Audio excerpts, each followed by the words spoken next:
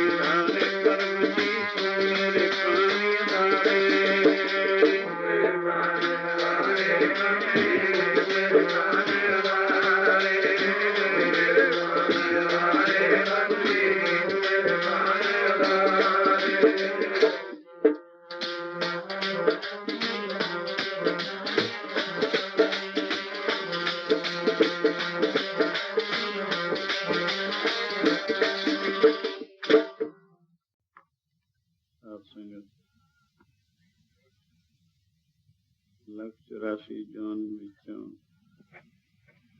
ਨਾਨਕ ਦੇ ਨੂੰ ਇਉਂ ਉਡਿਆਇਆ ਹੈ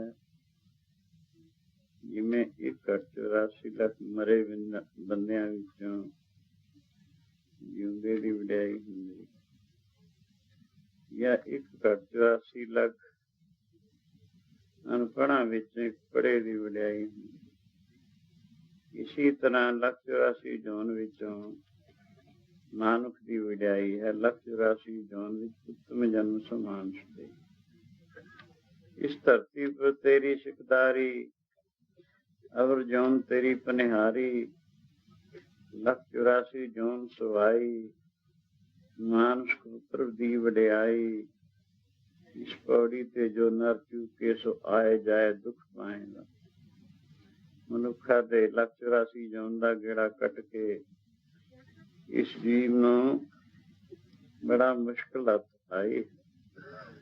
ਇਹਦੇ ਵਿੱਚ ਆ ਕੇ ਜੇ ਆਪਣੀ ਜ਼ਿੰਦਗੀ ਨੂੰ ਸਿਰਫ ਖਾਣ ਪੀਣ ਤੱਕ, ਐਸ਼ੋ ਇਸ਼ਰਤ ਤੱਕ ਹੀ ਮਹਦੂਦ ਰੱਖ ਕੇ ਫਿਰ ਉਸੇ ਚੱਕਰ ਵਿੱਚ ਜਾ ਪਿਆ, ਉਹੀ ਜਮਾਂ ਦੇ ਮੂੰਹ ਵਿੱਚ ਜਾ ਪਿਆ, ਤੇ ਮਾਨਵ ਤਨ ਧਾਰੇ ਦਾ ਫਾਇਦਾ ਹੀ ਕੀ ਹੈ? ਇਸ ਕਰਕੇ ਮਾਨਵ ਤਨ ਧਾਰੇ ਦਾ ਫਾਇਦਾ ਤਾਂ ਇਹ ਹੈ, ਵਾਹਿਗੁਰੂ ਦੀ ਬੰਦਗੀ ਕਰੇ ਔਰ ਬੰਦਗੀ ਕਰਕੇ ਜਮਾਂ ਦਾ, ਨਰਕਾਂ ਦਾ, 84 ਦਾ ਦੁੱਖ ਕੱਟ ਕੇ ਕਿਸੇ ਇਹੋ ਜਿਹੇ ਸੁੱਖ ਵਿੱਚ ਲੀਨ ਹੋ ਜਾਏ ਜਿਸਨੂੰ ਆਤਮ ਸੁੱਖ ਕਿਹਾ ਜਾਂਦਾ ਹੈ, ਜਿਸ ਸੁੱਖ ਦਾ ਕਦੇ ਵਿਨਾਸ਼ ਨਹੀਂ ਹੁੰਦਾ। ਸੋ ਉਹ ਨੂੰ ਪ੍ਰਾਪਤ ਕਰਕੇ ਉਹ ਜਿਹੀ ਬਣ ਜਾਵੇ ਜਿਸ ਤੋਂ ਵਿਛੜਿਆ ਹੈ। ਇਸ ਮਾਨਵ ਤਨ ਦਾ ਦਰਅਸਲ ਇਹ ਪ੍ਰਯੋਜਨ ਹੈ। ਤਦੇ ਹੀ ਗੁਰੂ ਜੀ ਸਾਨੂੰ ਇਉਂ ਦੱਸਦੇ ਹੈ, ਬੰਦਾ ਨਾਮ ਦੇ ਜਪਣ ਆਇਆ, ਮਾਇਆ ਵਾਲਾ ਜਾਲ ਪੈਇਆ। ਨਾਮ ਦੇ ਜਪਣ ਆਇਆ, ਮਾਇਆ ਵਾਲਾ ਜਾਲ ਪੈਇਆ।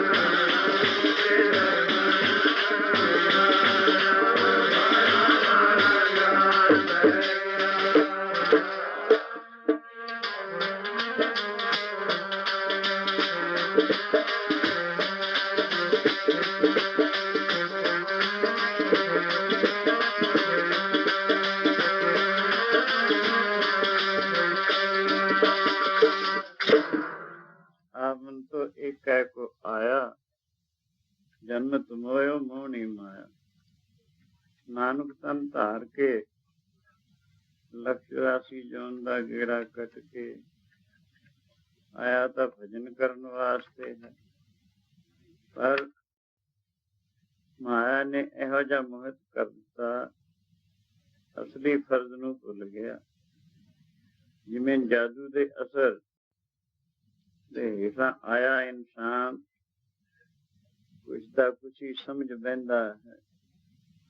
ਜਾਦੂਗਰ ਇਹੋ ਜਿਹਾ ਆਪਣਾ ਜਾਲ ਵਿਛਾਉਂਦਾ ਹੈ, ਇਹੋ ਜਿਹਾ ਅਸਰ ਪੈਦਾ ਕਰਦਾ ਹੈ ਮਾਨਵ ਰੱਖਾਂ ਤੇ ਇਨਸਾਨ ਦੇ। ਕੁਛ ਦਾ ਕੁਛ ਹੀ ਦਿਖਾਉਂਦਾ ਹੈ, ਅਣਹੁੰਦੀ ਵਸਤੂ ਨੂੰ ਹੁੰਦੀ ਕਰ ਦਿਖਾਉਂਦਾ ਹੈ, ਹੁੰਦੀ ਨੂੰ ਅਣਹੁੰਦੀ ਕਰ ਦਿਖਾਉਂਦਾ। इसी तरह ईश्वरी माया कहो, ईश्वरी जादू कहो, अविद्या कहो, अज्ञान कहो, द्वैत कहो, भुल कहो, मन कहो, इको चीज देना ਹਨ ਜਿਸ ਦੇ ਅਧੀਨ ਹੋ ਕੇ ਅਸਲੀ ਫਰਜ਼ ਨੂੰ ਭੁੱਲ ਕੇ ਇਸਨੇ ਆਪਣੀ ਜ਼ਿੰਦਗੀ ਨੂੰ ਸਿਰਫ ਖਾਣ ਪੀਣ ਹੱਸਣ ਖੇਡਣ दुनिया के मोह ममता तक ही महदूद रख लिया। तो आओ इस वास्ते गुरु जी सानू दस दिन आवन तो एक कह को आया। दरअसल मानक तन धार के आया तो भजन करना है, पर उस कम नू छड़ के मेरा पूरा दुनियावी हदा तक ही अपने आप ने इसने महदूद रख लिया है। ये माया का गलबा इसके मन उपर पिया होया। जिस वक्त सत्संग प्राप्त होवे, विचार प्राप्त होवे, उस द्वारा माया या ज्ञान अविचार का पर्दा दूर होके असलियत की खोजी पैंदी है। सतगुरु नानक देव महाराज एक जलंधे की सार करते करते किसी घोर जंगल च बैठे शब्द का उच्चारण करते हैं। मर्दाना रबाब बजा रहा है। तुम्ही तुम्ही मोहना तुम्ही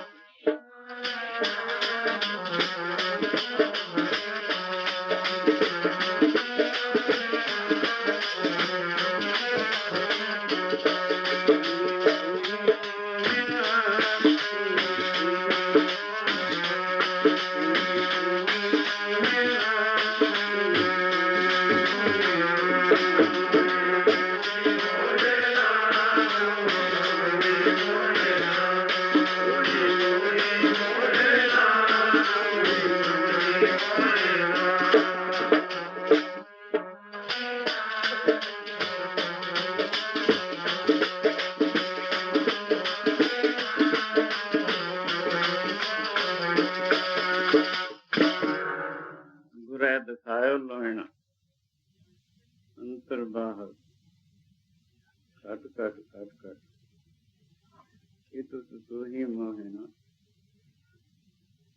गुरबाणी ਨੂੰ ਜਦੋਂ ਅਸੀਂ ਅੱਖਾਂ ਖੋਲ ਕੇ ਪੜ੍ਹਦੇ ਹਾਂ यानी विचार के पढ़ते हैं ਤਾਂ ਸਾਨੂੰ 3 ਦਰਜਿਆਂ ਦੀ ਬਾਣੀ ਪ੍ਰਾਪਤ ਹੁੰਦੀ ਹੈ। 3 ਕਿਸਮ ਦਾ ਉਪਦੇਸ਼ ਸਾਨੂੰ ਮਿਲਦਾ ਹੈ ਜਿਸਨੂੰ ਭਿਆਨਕ, ਰੌਚਕ ਔਰ ਯਥਾਰਥ ਕਿਹਾ ਜਾਂਦਾ ਹੈ। ਅਧਿਕਾਰ ਦੇ ਮੁਤਾਬਿਕ ਹੀ ਗੁਰੂ ਜੀ ਨੇ ਉਪਦੇਸ਼ ਕੀਤਾ ਹੈ। 3 ਕਿਸਮ ਦੇ ਅਧਿਕਾਰੀ ਹਨ, ਉਹਨਾਂ ਨੂੰ ਅਧਿਕਾਰ ਦੇ ਮੁਤਾਬਿਕ ਹੀ ਉਪਦੇਸ਼ ਕੀਤਾ। ਜਿਵੇਂ ਡਾਕਟਰ ਜਿਹੀ ਜੀ ਕਿਸੇ ਦੀ ਬਿਮਾਰੀ ਹੁੰਦੀ ਹੈ ਉਹ ਜਿਹਾ ਹੀ ਇਲਾਜ ਹੈ, ਉਹਦੀ ਜਿਹੀ ਦਵਾਈ ਦਿੰਦਾ। ਜਿਸਨੂੰ ਬੁਖਾਰ ਹੈ ਡਾਕਟਰ ਉਸਨੂੰ ਬੁਖਾਰ ਦੀ ਦਵਾਈ ਦੇ ਦੇਗਾ। ਜਿਸਦੇ ਸਿਰ ਦਰਦ ਹੈ ਉਸਨੂੰ ਸਿਰ ਦਰਦ ਦੀ ਦਵਾਈ ਦੇ ਦੇਗਾ। ਜਿਸਨੂੰ ਪੇਟ ਦਰਦ ਹੈ ਉਸਨੂੰ ਪੇਟ ਦਰਦ ਦੀ ਦਵਾਈ ਦੇਗਾ। ਸੋ ਇਹ ਨਹੀਂ ਹੋਏਗਾ ਬਿਮਾਰੀ ਕੁਛ ਤੇ ਦਵਾਈ ਕੁਛ ਦੇਵੇ। इसी तरह ही गुरबाणी भी गुरु जी ने अधिकार के मुताबिक ही उच्चारण की है। संसार मंडल विच, इस मृत्यु मंडल विच जिहड़ा मौत का मंडल है, देखते सब आके तुरी जाते हैं, छोटा वड्डा गरीब अमीर। मुसाफिर खाना है, 4 दिन की मुसाफरी कट के सब ने तुर जाने, पहले तुर गए हैं, बाकी दे तुर जाणगे। ये रहन का थां नहीं, साडा असली मुकाम तो होर है, जिथों असीं विछड़ के आए हैं। साडा सब का असली मुकाम एक है। उथों विछड़ के अड थावी फैल गए, अखीर उत्थे ही सब ने पहुंचना है। जिमें सारे नदियां नाले इकट्ठे होकर इको समुद्र विच मिलणगे। इसी तरह सब का आद वाहिगुरु है। वाहिगुरु चों विछड़ के अनेकां जोनियां दियां दुख तकलीफां उठा के मानव देह दे विच आके फिर उसी नूं मिलण दा उपराला करना, उस नूं मिल जाना, वो साडा आखिरी मुकाम है। हम वासी उस देश के जहाँ पावन का खेल, दीवा बोले अगम का बिन बाती बिन तेल, वो मुकाम है। ये मुकाम नहीं मुकाम कर कर बैठना नित चरणे की तो मुकाम ता पर जानिए जाहे रहे नहीं चल लोग। दुनिया कैसे मुकाम कर्षित करनी खर्च बांधो लाग रहो नाम। ये मुकाम नहीं साडा है। मुकाम तो है जिथे सदीवी साडी है, जिथे दुख नहीं कोई, वो मुकाम साडा असली मुकाम है। उतों विछड़ के असीं मुसाफिर भी अनेकों दुख तकलीफां उठा रहे हैं। आयो ये जीव उस तो विछड़ गए। इस दुनिया विच मृत्यु मंडल विच आके 3 किस्म के लोग यूं दसे, जिमें एक दृष्टांत मिसाल द्वारा अच्छी तरह समझा जाएगा। एक कोई शीश महल, शीशे का महल बने, ਉਹਦੇ अंदर शीशे शीशा लग्या है। शीश महल विच एक कुत्ता कुकर प्रवेश कर जाता है, जिहदे मूँह दे विच रोटी भी बुरकी है, टुकदी गराही। शीशे नूं कुत्ते नूं इन्नी समझ नहीं बई शीशे वाल देखिया अपना आप ही दींदा, अपने अक्स दींदा, उन्होंने इन्नी समझ नहीं हुंदी है। जिस वक्त वो कुत्ता शीश महल विच प्रवेश किया है, जिधर मुंह उठा के देखता है, 4 चफेरे चूंकि शीशा ही शीशा लगे, उसनों अपने अक्स दींदा है। ऐसा प्रतीत होता है मानो कोई सामने कुत्ता खड़ा जिहदे मूँह दे टुकदी बुरकी। कुत्ता भावें कितना भी रज्या क्यों ना होवे, दूजे तो खोण की कोशिश करता है। सामने कोई दूजा कुत्ता समझ के अपने अक्स नूं लपकदा है, हल्ला करके जांदा है भी तो रोटी खो लवां, पर उहदा सिर जाके शीशे विच वजदा है। शीशे च लगन करके सिर विच सट वजदी है, दिमाग भी सट वजन करके कोई चक्कर आउंदा है। कुछ देर चक्कर आके फिर उतां मुंह करदा, फिर जिधर देखदा उधर भी शीशा, क्योंकि 4 चफेरे शीशा ही शीशा है। हाँ, फिर अपनी अक्स दींदा है। ऐसा प्रतीत हो कि कुत्ता खड़ा है, वो तो रोटी खो लवां, फिर हल्ला करके पैंदा है, फिर वो सिर शीशे में जाके वजदा।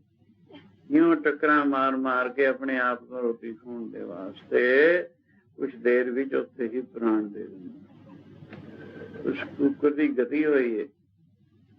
फिर उस तो दूसरा दर्जा, उसी शीश महल विच एक कोई बच्चा प्रवेश कर जाता, जिहदे केसी स्नान करके पिछे नूं केस खिलरे हुए बच्चा है। ये उसनूं इतनी समझ नहीं आई भी शीशे वाल देखे अपना अक्स दींदा। जदों वो शीश महल दे विच जिस पासे निगाह उठा के देखता है, क्योंकि शीशा ही शीशा है, वो तो कोई चीज नहीं उसके अंदर देखता है, उसनूं ऐसा प्रतीत ना सामने कोई भूत खड़ा, हालांकि वह अपना अक्स है। बच्चा होने करके नहीं समझ नहीं, डरदा है, सहमदा है। ਦਿਲ ਘਬਰਾਉਂਦਾ ਹੈ, ਫਿਰ ਉਧਰ ਮੂੰਹ ਹੋਰ ਪਾਸੇ ਕਰ ਲੈਂਦਾ, ਝੱਟ ਤੁਰਦਾ ਹੋਇਆ। ਉਧਰ ਵੀ ਸ਼ੀਸ਼ਾ ਹੈ, ਉੱਥੇ ਵੀ ਇਹੀ ਕੁਝ ਦਿੰਦਾ ਹੈ, ਫਿਰ ਡਰਦਾ ਹੋਇਆ ਹੋਰ ਪਾਸੇ ਮੂੰਹ ਕਰ ਲੈਂਦਾ। ਇਉਂ ਸਹਿਮ ਕੇ ਡਰ ਕੇ ਕੁਝ ਦੇਰ ਵਿੱਚ ਉਹਦੇ ਵੀ ਪ੍ਰਾਣ ਖਤਮ ਹੋ ਜਾਂਦੇ, ਫਿਰ ਉਹਦੀ ਗਤੀ ਹੋਈ। ਤੀਜੇ ਉਸੇ ਸ਼ੀਸ਼ ਮਹਿਲ ਦੇ ਵਿੱਚ ਸਿਆਣਾ ਆਦਮੀ ਬੂਟੀ ਛੋਟੇ ਪ੍ਰਵੇਸ਼ ਕਰ ਜਾਂਦਾ। ਉਸਨੂੰ ਸਮਝ ਹੈ ਸ਼ੀਸ਼ੇ ਵੱਲ ਦੇਖਿਆ ਆਪਣਾ ਹੀ ਅਕਸ ਨਜ਼ਰ ਆਇਆ ਕਰਦਾ। ਜਿਸ ਵੱਲ ਦੇਖਦਾ ਹੈ ਆਪਣਾ ਆਪ, ਜਿਸ ਤਰ੍ਹਾਂ ਦੇਖਦਾ ਹੈ ਆਪਣੇ ਅਕਸ ਦੇਖ ਕੇ ਖੁਸ਼ ਹੁੰਦਾ। ਉਹਦਾ ਸਮਾਂ ਕਿਤਨੀ ਖੁਸ਼ੀ ਵਿੱਚ ਗੁਜ਼ਰ। ਸੋ ਇਹ ਮਿਸਾਲ ਹੈ, ਦੁਨੀਆ ਇੱਕ ਸ਼ੀਸ਼ ਮਹਿਲ ਦੀ ਨਿਆਈ ਹੈ। ਤਿੰਨ ਕਿਸਮ ਦੇ ਲੋਕ ਇਸ ਵਿੱਚ ਹਨ, ਜਿਵੇਂ ਤਿੰਨ ਕਿਸਮ ਦੇ ਦਰਸਾਏ ਹਨ। ਪਹਿਲੇ ਉਹ ਲੋਕ ਹਨ ਜਿਨ੍ਹਾਂ ਦੀ ਪ੍ਰਵਿਰਤੀ ਬੁਰਾਈਆਂ ਵਿੱਚ ਹੈ, ਜਿਹਨੂੰ ਸਮਝ ਨਹੀਂ ਨਿੱਕੀ ਬਦਲਾ ਕੀ ਫਲ ਹੁੰਦਾ। ਉਹ ਸਿਰਫ ਇਹੀ ਸਮਝਦੇ ਹਨ ਧਨ ਕਮਾਓ, ਕਿਵੇਂ ਵੀ ਕਮਾਓ, ਔਰ ਐਸ਼ ਕਰੋ ਕਿਵੇਂ ਕਰੋ। ਉਹ ਗੁਰਬਾਣੀ ਸ਼ਾਸਤਰੀ ਦੀ ਮਰਿਆਦਾ ਨੂੰ ਨਾ ਸਮਝਦੇ ਹੋਏ ਉਹ ਸਿਰਫ ਇੱਥੇ ਤੱਕ ਆਪਣੀ ਜ਼ਿੰਦਗੀ ਨੂੰ ਮਹਿਦੂਦ ਰੱਖਦੇ ਹੋਏ ਬੁਰਾਈਆਂ ਵਿੱਚ ਜ਼ਿੰਦਗੀ ਗੁਜ਼ਾਰਦੇ। ਉਹ ਪਹਿਲੇ ਦਰਜੇ ਦੇ ਲੋਕ ਹਨ। ਦੂਜੇ ਦਰਜੇ ਦੇ ਉਹ ਹਨ ਜਿਹੜੇ ਬੁਰਾਈਆਂ ਤੋਂ ਤਾਂ ਬਚੇ ਹਨ, ਪਰ ਉਹਨਾਂ ਦਾ ਅਜੇ ਭਜਨ ਵਿੱਚ ਇਕਾਗਰ ਨਹੀਂ ਹੋਇਆ। ਤੀਸਰੇ ਦਰਜੇ ਦੇ ਉਹ ਹਨ ਜਿਨ੍ਹਾਂ ਨੂੰ ਅਸਲੀਅਤ ਦੀ ਸੋਝੀ ਪੈ ਗਈ ਹੈ, ਅਸਲੀ ਜੋ ਕੁਛ ਹੈ ਅਸਲੀਅਤ ਸਮਝ ਲਈ ਹੈ। ਸੋ ਤਿੰਨ ਕਿਸਮ ਦੇ ਲੋਕਾਂ ਵਾਸਤੇ ਗੁਰੂ ਜੀ ਨੇ ਤਿੰਨੇ ਕਿਸਮ ਦੀ ਬਾਣੀ ਭਿਆਨਕ ਰੌਚਕ ਯਥਾਰਥ ਜਿਸਨੂੰ ਕਿਹਾ ਜਾਂਦਾ ਹੈ ਉਚਾਰਨ ਕੀਤੀ ਹੈ। ਪਹਿਲੀ ਬਾਣੀ ਨੂੰ ਭਿਆਨਕ ਕਹਿੰਦੇ।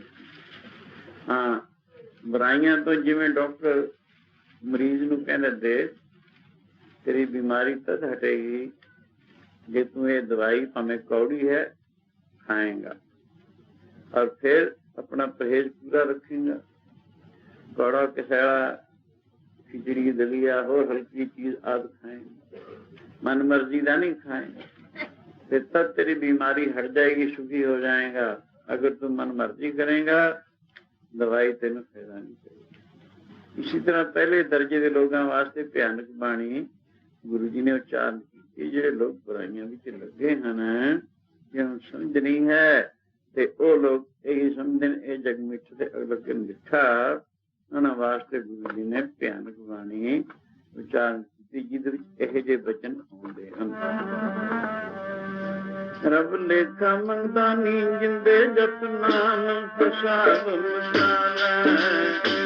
ਲੇਖਾ ਮੰਗਦਾ ਜਿੰਦੇ ਜਪ ਨਾਮ ਪ੍ਰਸਾਦ ਮਸਾਲਾ।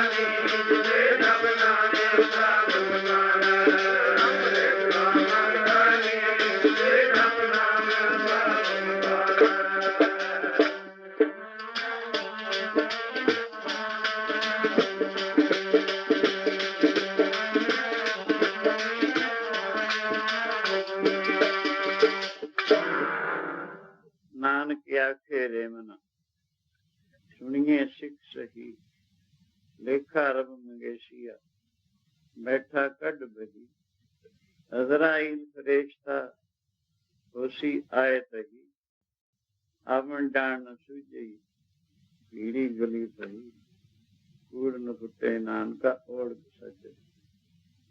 ਇਹੋ ਜਿਹੇ ਬਚਨ ਚਾਰ ਗਵਾਇਆ ਹੰਡ ਕੇ, ਚਾਰ ਗਵਾਇਆ ਸਮ ਲੇਖਾ ਰਬ ਮੰਗੇਸ਼ਿਆ ਤੂੰ ਆਇਓ ਕਿਹੜੇ। ਇਹੋ ਜਿਹੇ ਬਚਨ ਆਉਂਦੇ ਹਨ। ਅੰਮ੍ਰਿਤਸਰਾਂ ਨੂੰ ਲੇਖਾ ਦੇਣਾ, ਆਏ ਕਠਨ ਦੂਤ ਜਮ ਲੈਣਾ, ਕਿਆ ਤਾਂ ਖਟਿਆ ਕਹਾਂ ਗਵਾਇਆ, ਚਲੋ ਸ਼ਤਾਬ ਦੀਵਾਨ ਬੁਲਾਇਆ, ਚਲ ਦਰ ਹਾਲ ਦੀਵਾਨ ਬੁਲਾਇਆ, ਹਰ ਫਰਮਾਨ ਦਰਗੇ ਕਾ। ਇਹੋ ਜਿਹੇ ਬਚਨ ਆਉਂਦੇ ਹਨ ਜਿਨ੍ਹਾਂ ਨੂੰ ਭਿਆਨਕ ਬਚਨ ਕਿਹਾ ਜਾਂਦਾ ਹੈ। ਰੱਬ ਲੇਖਾ ਮੰਗਦਾ ਨੀ ਜਿੰਦੇ ਜਪ ਨਾਮ ਹਸਾਬ ਮਸਾਲਾ, ਲੇਖਾ ਮੰਗਦਾ ਜਿੰਦੇ ਜਪ ਨਾਮ ਹਸਾਬ ਮਸਾਲਾ, ਲੇਖਾ ਮੰਗਦਾ ਨੀ ਜਿੰਦੇ ਜਪ ਨਾਮ ਹਸਾਬ ਮਸਾਲਾ, ਲੇਖਾ ਮੰਗਦਾ ਨੀ ਜਿੰਦੇ ਜਪ ਨਾਮ ਹਸਾਬ ਮਸਾਲਾ।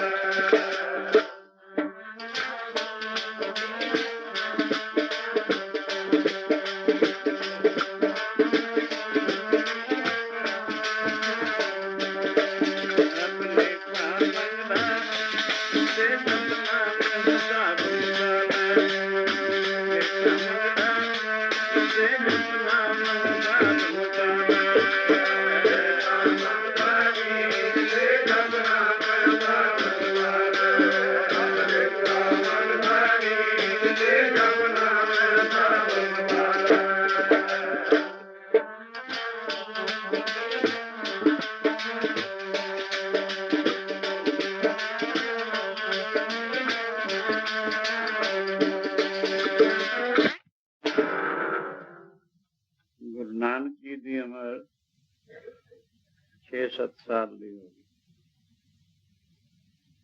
ਲੋਕ ਬੱਚਿਆਂ ਨੂੰ ਇਸ ਉਮਰ ਵਿੱਚ ਪੜ੍ਹਨ ਪਾਉਂਦੇ ਹਨ।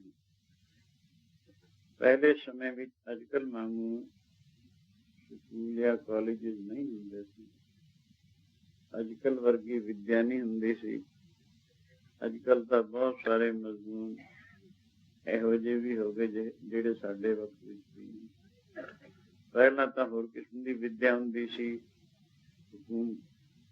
ਇਸਲਾਮ ਦੀ ਸੀ, ਉਰਦੂ ਫਾਰਸੀ ਵਗੈਰਾ ਹੁੰਦੇ, ਔਰ ਜ਼ਿਆਦਾਤਰ ਲੰਡੇ ਜਿਹਨੂੰ ਕੱਚੀ ਕਹਿੰਦੇ ਨੇ, ਇਹਦੇ ਵਿੱਚ ਹਿਸਾਬ ਕਿਤਾਬ ਬਹੁਤ ਆਉਂਦਾ।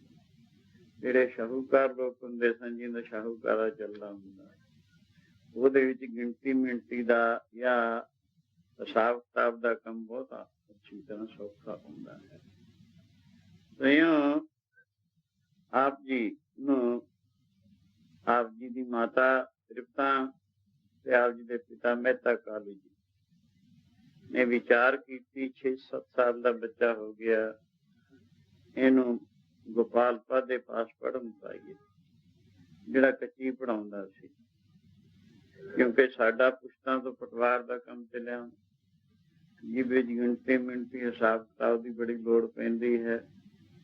ਜਿਹੜੇ ਬੱਚਿਆਂ ਨੂੰ ਨਹੀਂ ਪੜ੍ਹਾਉਂਦੇ ਹਨ, ਮਾਨੋ ਬੱਚਿਆਂ ਦੇ ਦੁਸ਼ਮਣ ਹੁੰਦੇ ਹਨ। ਇਸ ਕਰਕੇ ਬੱਚਿਆਂ ਦੀ ਜਿਹੜੀ ਜ਼ਿੰਦਗੀ ਹੈ, ਪਹਿਲੀ ਜ਼ਿੰਦਗੀ ਫਾਊਂਡੇਸ਼ਨ, ਜਿਸਨੂੰ ਨੀਂਹ ਕਹਿੰਦੇ, ਨੀਂਹ, ਇਸ ਮਕਾਨ ਦੀ ਨੀਂਹ ਕੱਚੀ ਹੈ, ਵੱਡਾ ਉੱਚਾ ਹੋ ਕੇ ਮਕਾਨ ਨੇ ਕੀ ਪੱਕਾ ਹੋਣਾ। ਇਸੀ ਤਰ੍ਹਾਂ ਬਚਪਨ ਜਿਹੜੀ ਹੈ, ਇਹ ਫਾਊਂਡੇਸ਼ਨ ਹੈ, ਨੀਂਹ ਹੈ ਜ਼ਿੰਦਗੀ ਇਨਸਾਨ ਦੀ। ਇਸ ਦੇ ਵਿੱਚ ਪੜ੍ਹਨਾ, ਚੰਗੇ ਚੰਗੇ ਗੁਣ ਸਿੱਖਣੇ, ਸਿਹਤ ਵਾਸਤੇ ਅੱਛੀ ਅੱਛੀ ਐਕਸਰਸਾਈਜ਼, ਚੰਗੀਆਂ ਖੁਰਾਕਾਂ ਖਾਣੀਆਂ, ਇੰਨੀਆਂ ਜਿਹੀਆਂ ਗੱਲਾਂ ਦੀਆਂ ਲੋੜਾਂ ਪੈਂਦੀਆਂ ਨੇ। ਸਵਯੰ ਕਰਕੇ ਆਪ ਜੀ ਨੇ ਸੋਚਿਆ ਇਸਨੂੰ ਗੋਪਾਲ ਪਾਦ ਦੇ ਪਾਸ ਪੜ੍ਹਨ ਪਾਈਏ। ਸੋ ਉੱਥੇ ਦਾਖਲ ਕਰਨ ਵਾਸਤੇ ਅੱਜ ਕੱਲ੍ਹ ਵਾਂਗੂ ਰਜਿਸਟਰ ਫੀਸਾਂ ਨਹੀਂ ਹੁੰਦੀਆਂ ਸੀਆਂ। ਫੀਸਾਂ ਦੇ ਕੇ ਰਜਿਸਟਰ ਦੇ ਵਿੱਚ ਨਾਂ ਦਾਖਲ ਕਰਾਉਣਾ ਆਦਿ, 7 ਮਹੀਨੇ ਪਿੱਛੋਂ ਇਤਨੀ ਫੀਸ ਹੈ, ਇਤਨੀ ਫੀਸ ਹੈ, ਐਸਾ ਹਿਸਾਬ ਨਹੀਂ ਸੀ। ਬੱਚੇ ਨੂੰ ਪੜ੍ਹਨ ਵੇਲੇ ਕੁਛ ਨਾ ਕੁਛ ਮਿਠਾਈ ਵਗੈਰਾ ਵੰਡ ਕੇ ਪੜ੍ਹਨ ਪਾ ਦੇਣਾ। ਜਿਸ ਵਕਤ ਉਸਨੇ ਪੜ੍ਹ ਲੈਣਾ तो पादे ਦੀ ਕਈ ਤਰੀਕੇ ਸੇ ਗਾਂ ਮੱਝ ਕਰਕੇ ਹੋਰ ਕਈ ਤਰੀਕੇ ਸੇ ਲੋਕੀ ਸੇਵਾ ਕਰਦੇ, ਇਹ ਜੋ ਹਿਸਾਬ ਹੁੰਦੇ।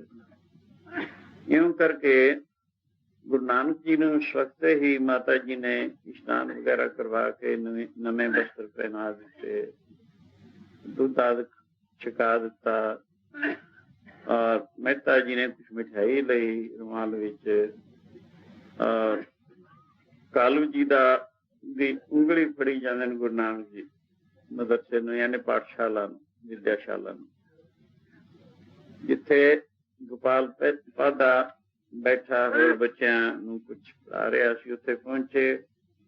गोपाल ने बड़ा सत्कार किया मेहता जी का, क्योंकि आप बड़े सत्कारे हुए लोग सन। तो यूं करके आओ, कहने लगे मेहता जी सुनाओ किवें आए। कहने लगे आए हाँ, साडा पुत्र है नानक, असीं इहनूं पढ़न पाउण वास्ते आए तुहाडे पास, इसनूं विद्या दिओ ताकि इस विद्या विच निपुण हो जावे। साडा पुस्तकां तो पटवार वगैरह का काम है, गिनती मिनती हिसाब किताब चंगा आ जावे तो बड़ी चंगी गल है। ये सुन के कहने लगे हाँ मेरा काम ही बच्चों ने पढ़ाना है, अज छड़ जाओ, मैं इन्हां दी बुद्ध परख लवांगा, कल नूं मैं तुहानूं दस दियांगा कि जितनी विद्या मेरे पास है ये किन्नी देर विच ग्रहण कर लो। विद्या नूं बच्चे हमेशा बुद्ध के मुताबिक ही ग्रहण करया करन। साथियों, तीन किस्म की बुद्ध मनी है। मोटे अखां विच तां कहंदे हन नमदा बुद्ध, चमड़ा बुद्ध ते तेलिया बुद्ध। ये तां मोटे अखां विच कह दिंदे हन। अंग्रेजी वाले कहते डल हेडेड इंटैलीजेंट एक्स्ट्रा इंटैलीजेंट, यूं कहते हैं। सो इनका मतलब यो है, पहली तां बुद्ध है नमदा बुद्ध। नमदा नमदे दे विच तुसीं सूई नाल छेक करो, जिन्नी देर तक नमदे विच सूई है छेक है, सूई खिंच लो छेक खत्म हो गया। ये बुद्ध नमदा बुद्ध सब ते मंद बुद्ध मन्ने, डल हेडेड कहते हैं अंग्रेजी जिसनूं, बहुत ही मोटी बुद्ध वाला, पशु वर्गी बुद्ध है कहते। दूसरा दर्जा है चमड़ा बुद्ध। चमड़ा बुद्ध, चमड़े में जितना छेक करो उतना की रहना होंगे।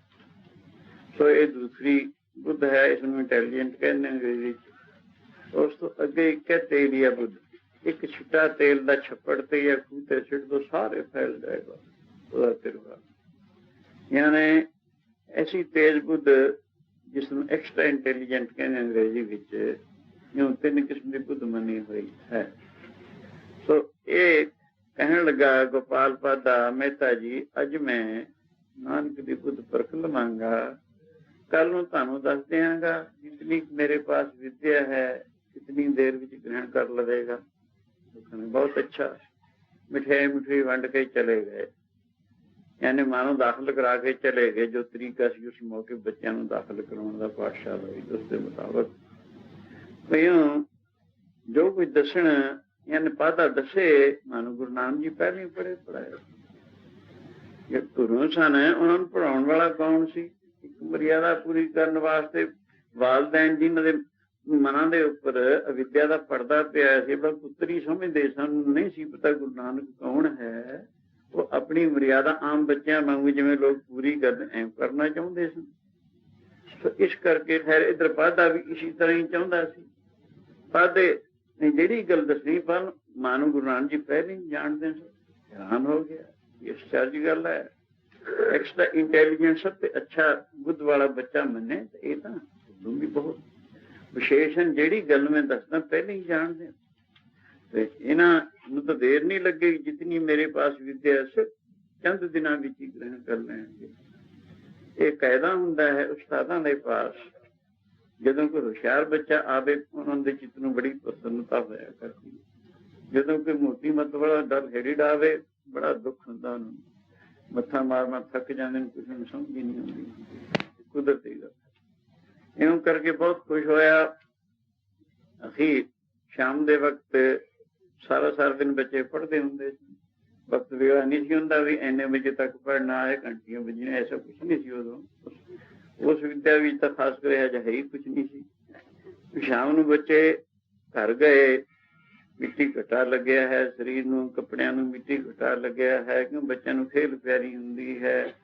सो यूं करके जदों घर पहुंचे माता ने गोद विच बिठा के मूंहां पूंझिया, मिट्टी घटा ਲੱਗਿਆ ਸੀ ਤੇ ਦੁੱਧ ਪਿਲਾਇਆ, ਪੁੱਛਿਆ ਪੁੱਤਰ ਜੀ ਦੱਸੋ ਕੀ ਕੁਛ ਪੜਿਆ। ਆਪਣੀ ਤੋਤਲੀ ਜ਼ਬਾਨ ਨਾਲ ਕਹਿੰਦੇ ਆ ਪੜਿਆ ਆ ਪੜਿਆ ਆ ਪੜਿਆ, ਇਹੋ ਕੁਝ ਦੱਸਦੇ। ਮਾਤਾ ਕੁਝ ਹੁੰਦੀ ਹੈ। ਸੋ ਇਤਨੇ ਨੂੰ ਸੂਰ ਛਿਪ ਗਿਆ। ਬਾਹਰੋਂ ਮਹਿਤਾ ਕਾਲੂ ਜੀ ਆ ਗਏ। ਉਹਨਾਂ ਨੇ ਵੀ ਗੋਦ ਵਿੱਚ ਬਿਠਾ ਕੇ ਆਪਣੇ ਪੁੱਤਰ ਨੂੰ ਪਿਆਰ ਕੀਤਾ, ਪੁੱਛਿਆ ਦੱਸੋ ਪੁੱਤਰ ਜੀ ਕੀ ਕੁਛ ਪੜ੍ਹੇ ਹੋ। ਉਹਨਾਂ ਨੂੰ ਉਸੀ ਤਰ੍ਹਾਂ ਤੋਤਲੀ ਜ਼ਬਾਨ ਨਾਲ ਦੱਸਦੇ ਨੇ, ਪਿਤਾ ਜੀ ਆਪ ਪੜਿਆ ਆਪਣਾ। ਉਹ ਵੀ ਖੁਸ਼ ਹੁੰਦੇ ਹਨ। ਪ੍ਰਸ਼ਾਦ ਪਾਣੀ ਛਕਾਇਆ, ਰਾਤ ਨੂੰ ਦੁੱਧ ਪਿਲਾਇਆ, ਸੌਂ ਗਏ। ਸਵੇਰੇ ਉੱਠੇ, ਇਸ਼ਨਾਨ ਕਰਵਾਇਆ। ਮਾਤਾ ਨੇ ਇਸ਼ਨਾਨ ਕਰਵਾ ਕੇ ਨਵੇਂ ਬਸਤਰ ਪਹਿਨਾ ਦਿੱਤੇ। ਫਿਰ ਦੂਜੇ ਦਿਨ ਛੱਡਣ ਵਾਸਤੇ ਮਹਿਤਾ ਜੀ ਜਾਂਦੇ ਨੇ। ਬੱਚਿਆਂ ਨੂੰ ਖੇਡਣ ਦਾ ਸੁਭਾਅ ਹੁੰਦਾ ਹੈ। ਕਈ ਦਿਨ ਗਾਰਡੀਅਨ ਜਿਹੜੇ ਹੁੰਦੇ ਨੇ ਛੋਟੇ ਬੱਚਿਆਂ ਨੂੰ ਛੱਡਣ ਵਾਸਤੇ ਵਿਦਿਆਸ਼ਾਲਾ ਵਿੱਚ ਜਾਇਆ ਕਰਦੇ ਹੈ। ਪਹਿਲਾਂ ਸੰਯੋਗ ਕਰਕੇ ਜਦੋਂ ਦੂਸਰੇ ਦਿਨ ਪਹੁੰਚੇ, ਜਾ ਕੇ ਗੋਪਾਲ ਨੂੰ ਕਹਿਣ ਦੱਸੋ ਪਾਦਾ ਜੀ ਤੁਸੀਂ ਕੱਲ ਕਿਹਾ ਸੀ ਅੱਜ ਮੈਂ ਬੁੱਧ ਪਰਖ ਲਵਾਂਗਾ ਨਾਨਕ ਦੀ, ਕਈ ਬੁੱਧ ਦੇਖੀ। ਉਹ ਕਹਿਣਗੇ ਮਹਿਤਾ ਜੀ ਕੀ ਦੱਸਾਂ ਮੈਂ, ਇਹ ਤਾਂ ਪਹਿਲੇ ਹੀ ਪੜਿਆ ਪੜਾਇਆ, ਮੈਂ ਕੀ ਪੜਾਵਾਂਗਾ। ਇੱਕ ਮੈਂ ਤਾਂ ਮਰਿਆਦਾ ਹੀ ਪੂਰੀ ਕਰਨੀ। ਕਹਿਣਗੇ ਬਹੁਤ ਅੱਛਾ, ਜਦੋਂ ਤੁਸੀਂ ਆਪਣੀ ਵਿਦਿਆ ਜਿੱਤੀ ਤੁਹਾਡੇ ਪਾਸ ਹੈ ਦੇ ਦਿਓਗੇ, ਤੁਹਾਡੀ ਵੀ ਗਾਮਜ ਕਰਕੇ ਕੋਈ ਸੇਵਾ ਕਰਦੇ। ਇਹ ਪਿਆਰ ਕਹਿ ਕੇ ਚਲੇ ਗਏ। ਸੰਯੋਗ ਬੱਚਿਆਂ ਨੂੰ ਉੱਥੇ ਇਉਂ ਨਹੀਂ ਅੱਡ ਅੱਡ ਕਮਰੇ ਹੁੰਦੇ ਸਨ, ਅੱਡ ਅੱਡ ਕਲਾਸਾਂ, ਇਹੋ ਜਿਹੀ ਗੱਲ ਨਹੀਂ ਸੀ ਉਦੋਂ। ਇਕੱਲੇ ਇਕੱਲੇ ਬੱਚੇ ਨੂੰ ਬੁਲਾ ਕੇ ਪਾਦਾ ਸ਼ਬਦ ਦਿਆ ਕਰਦਾ। ਹਾਂ, ਹੁਣ ਗੁਰੂ ਨਾਨਕ ਜੀ ਦੀ ਵਾਰੀ ਆਈ, ਬੁਲਾਇਆ। ਕਹਿਣ ਕੱਲ ਵਾਲਾ ਸਭ ਸੁਣਾਓ ਤੇ ਅੱਗੇ ਆਪ ਨੂੰ ਸਬਕ ਮਿਲੇ। ਇਹ ਸੁਣ ਕੇ ਗੁਰੂ ਨਾਨਕ ਜੀ ਚੁੱਪ ਹਨ, ਨੇਤਰ ਮੀਟੇ, ਜਿਵੇਂ ਸਮਾਧਿਸ਼ਟ ਪੁਰਸ਼ ਬੈਠਾ ਹੁੰਦਾ ਹੈ, ਕਿਉਂਕਿ ਹਮਾਰੇ ਕੋਲ ਬੈਠੇ। ਫਿਰ ਦੁਬਾਰਾ ਕਿਹਾ ਪਾਦੇ ਨੇ ਕੱਲ ਦੇਖੋ ਕੈਸਾ ਅੱਛਾ ਪੜਿਆ, ਕੱਲ ਵਾਲਾ ਸਭ ਸੁਣਾਓ ਤਾਂ ਕਿ ਅੱਗੇ ਨੂੰ ਸਭ ਤੁਹਾਨੂੰ ਮਿਲੇ। ਫਿਰ ਚੁੱਪ ਹਨ। ਤੀਜੀ ਦਫਾ ਥੋੜਾ ਜਿਹਾ ਤਾੜ ਕੇ ਕਿਹਾ ਜਿਹੜੇ ਬੱਚੇ ਨਹੀਂ ਪੜ੍ਹਦੇ ਉਹਨੂੰ ਤੇ ਸਖਤੀ ਕੀਤੀ ਜਾਂਦੀ ਹੈ, ਕੱਲ ਵਾਲਾ ਸਭ ਸੁਣਾਓ ਤਾਂ ਕਿ ਅੱਗੇ ਸਬਕ ਮਿਲੇ। ਗੁਰੂ ਜੀ ਕਹਿਣਗੇ ਪਾਦਾ ਜੀ ਤੁਸੀਂ ਮੈਨੂੰ ਕੀ ਪੜ੍ਹਾਉਣਾ ਚਾਹੁੰਦੇ ਹੋ। ਪਾਦਾ ਕਹਿਣਾ ਜਿਹੜੀ ਵਿਦਿਆ ਮੇਰੇ ਪਾਸ ਹੈ ਇਹ ਕੱਚੀ ਵਿਦਿਆ ਹੈ। ਤੁਹਾਡਾ ਪੁਸ਼ਤਾਂ ਤੋਂ ਪਟਵਾਰ ਦਾ ਕੰਮ ਚੱਲਿਆ ਆਉਂਦਾ ਹੈ, ਜਿਹਦੇ ਹਿਸਾਬ ਕਿਤਾਬ ਗਿਣਤੀ ਮਿਣਤੀ ਬੜੀ ਆਸਾਨੀ ਨਾਲ ਹੋ ਸਕਦੀ ਹੈ, ਤੁਹਾਨੂੰ ਬੜੀ ਮਦਦ ਮਿਲੇਗੀ ਆਪਣੀ ਜ਼ਿੰਦਗੀ ਦੇ ਵਿੱਚ। ਇਹ ਸੁਣ ਕੇ ਗੁਰੂ ਜੀ ਕਹਿਣੇ ਪਾਦਾ ਜੀ ਹੁਣ ਦੱਸੋ ਇਹ ਤਾਂ ਤੁਸੀਂ ਪੜ੍ਹਾਓਗੇ, ਭਲਾ ਜਦੋਂ ਇਹ ਜੀਵ ਨੂੰ ਫੜ ਕੇ ਇੱਥੋਂ ਲੈ ਜਾਣਗੇ ਧਰਮ ਰਾਜਾ ਦੇ ਪੇਸ਼ ਕਰਨਗੇ, ਉੱਥੇ ਧਰਮ ਰਾਜਾ ਇਸ ਤੋਂ ਹਿਸਾਬ ਕਿਤਾਬ ਮੰਗੂਗਾ ਜ਼ਿੰਦਗੀ ਦਾ। ਉਦੋਂ ਵੀ ਇਸਨੇ ਤੁਹਾਡੇ ਜੋ ਕੁਛ ਮੈਨੂੰ ਤੁਸੀਂ ਹਿਸਾਬ ਕਿਤਾਬ ਪੜ੍ਹਾਉਣ ਲੱਗੇ ਇਹਨੇ ਕੁਛ ਮਦਦ ਕਰਨੀ ਹੈ ਕਿ ਨਾ। ਇੰਨੀ ਗੱਲ ਕਹੀ ਪਾਦਾ ਹੈਰਾਨ ਹੋ ਗਿਆ। ਕਦੇ ਗੁਰੂ ਨਾਨਕ ਜੀ ਦੇ ਚਿਹਰੇ ਵੱਲ ਤੱਕਦਾ ਹੈ, ਕਦੇ ਚਰਨਾਂ ਵੱਲ, ਕਦੇ ਸਰੀਰ ਵੱਲ। ਕਿਉਂ 6-7 ਸਾਲ ਦਾ ਬੱਚਾ ਇੱਕ ਸਿਆਣੇ ਆਦਮੀ ਨੂੰ ਇਹ ਜਿਹੇ ਬਚਨ ਕਹੇ, ਹੈਰਾਨੀ ਤਾਂ। ਅਖੀਰ ਕੁਝ ਦੇਰ ਤੋਂ ਬਾਅਦ ਕਹਿਣ ਲੱਗਾ ਹਿਸਾਬ ਕਿਤਾਬ ਵੀ ਹੈ ਅੱਗੇ ਕੋਈ ਹਿਸਾਬ ਕਿਤਾਬ ਲੈਣ ਵਾਲਾ ਹੈ। ਜੀ ਕਹਿੰਦੇ ਹਾਂ, ਇੱਕ ਹੁਣ ਦੱਸਾਂ। ਆਦਾ ਕਹਿਣਗੇ ਦੱਸੋ ਗੁਰੂ ਜੀ। ਉਸ ਮੌਕੇ ਕਹਿੰਦੇ ਲੇਖਾ ਮੰਗੂਗਾ ਧਰਮ ਰਾਜਾ ਪਾਣੀਆਂ ਨਿਮਾਣੀ ਤੇਰੀ ਜਿੰਦੜੀ, ਲੇਖਾ ਮੰਗੂਗਾ ਧਰਮ ਰਾਜਾ ਪਾਣੀ ਤੇਰੀ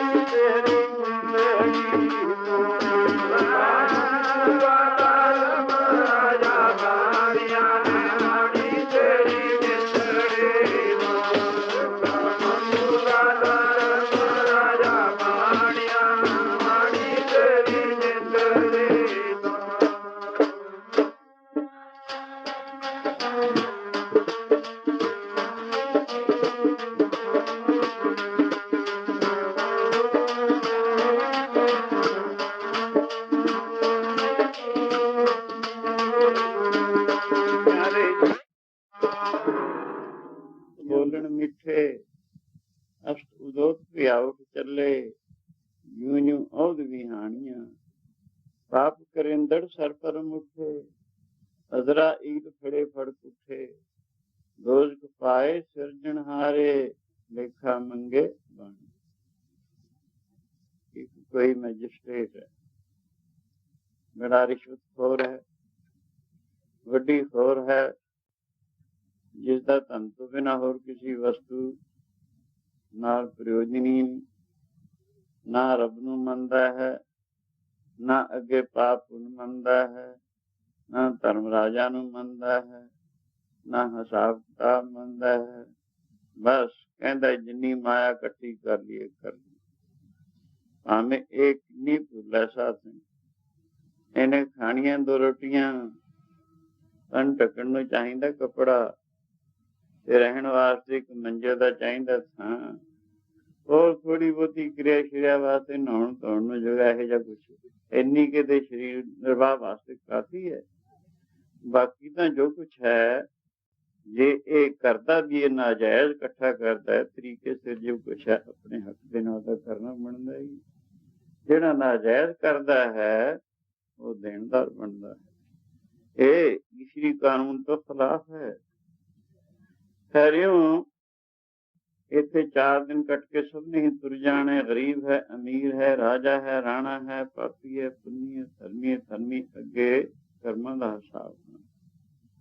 ਇਹ ਮੈਜਿਸਟ੍ਰੇਟ ਬਿਲਕੁਲ ਨਾਸਤਿਕ ਬੰਦਾ ਹੈ, ਸਭ ਦੀ ਹਸਤੀ ਤੋਂ ਮੁਨਕਰ ਹੈ, ਪਾਪ ਪੁੰਨ ਧਰਮ ਜਾਣਦਾ ਕੁਛ ਨਹੀਂ ਹੈ।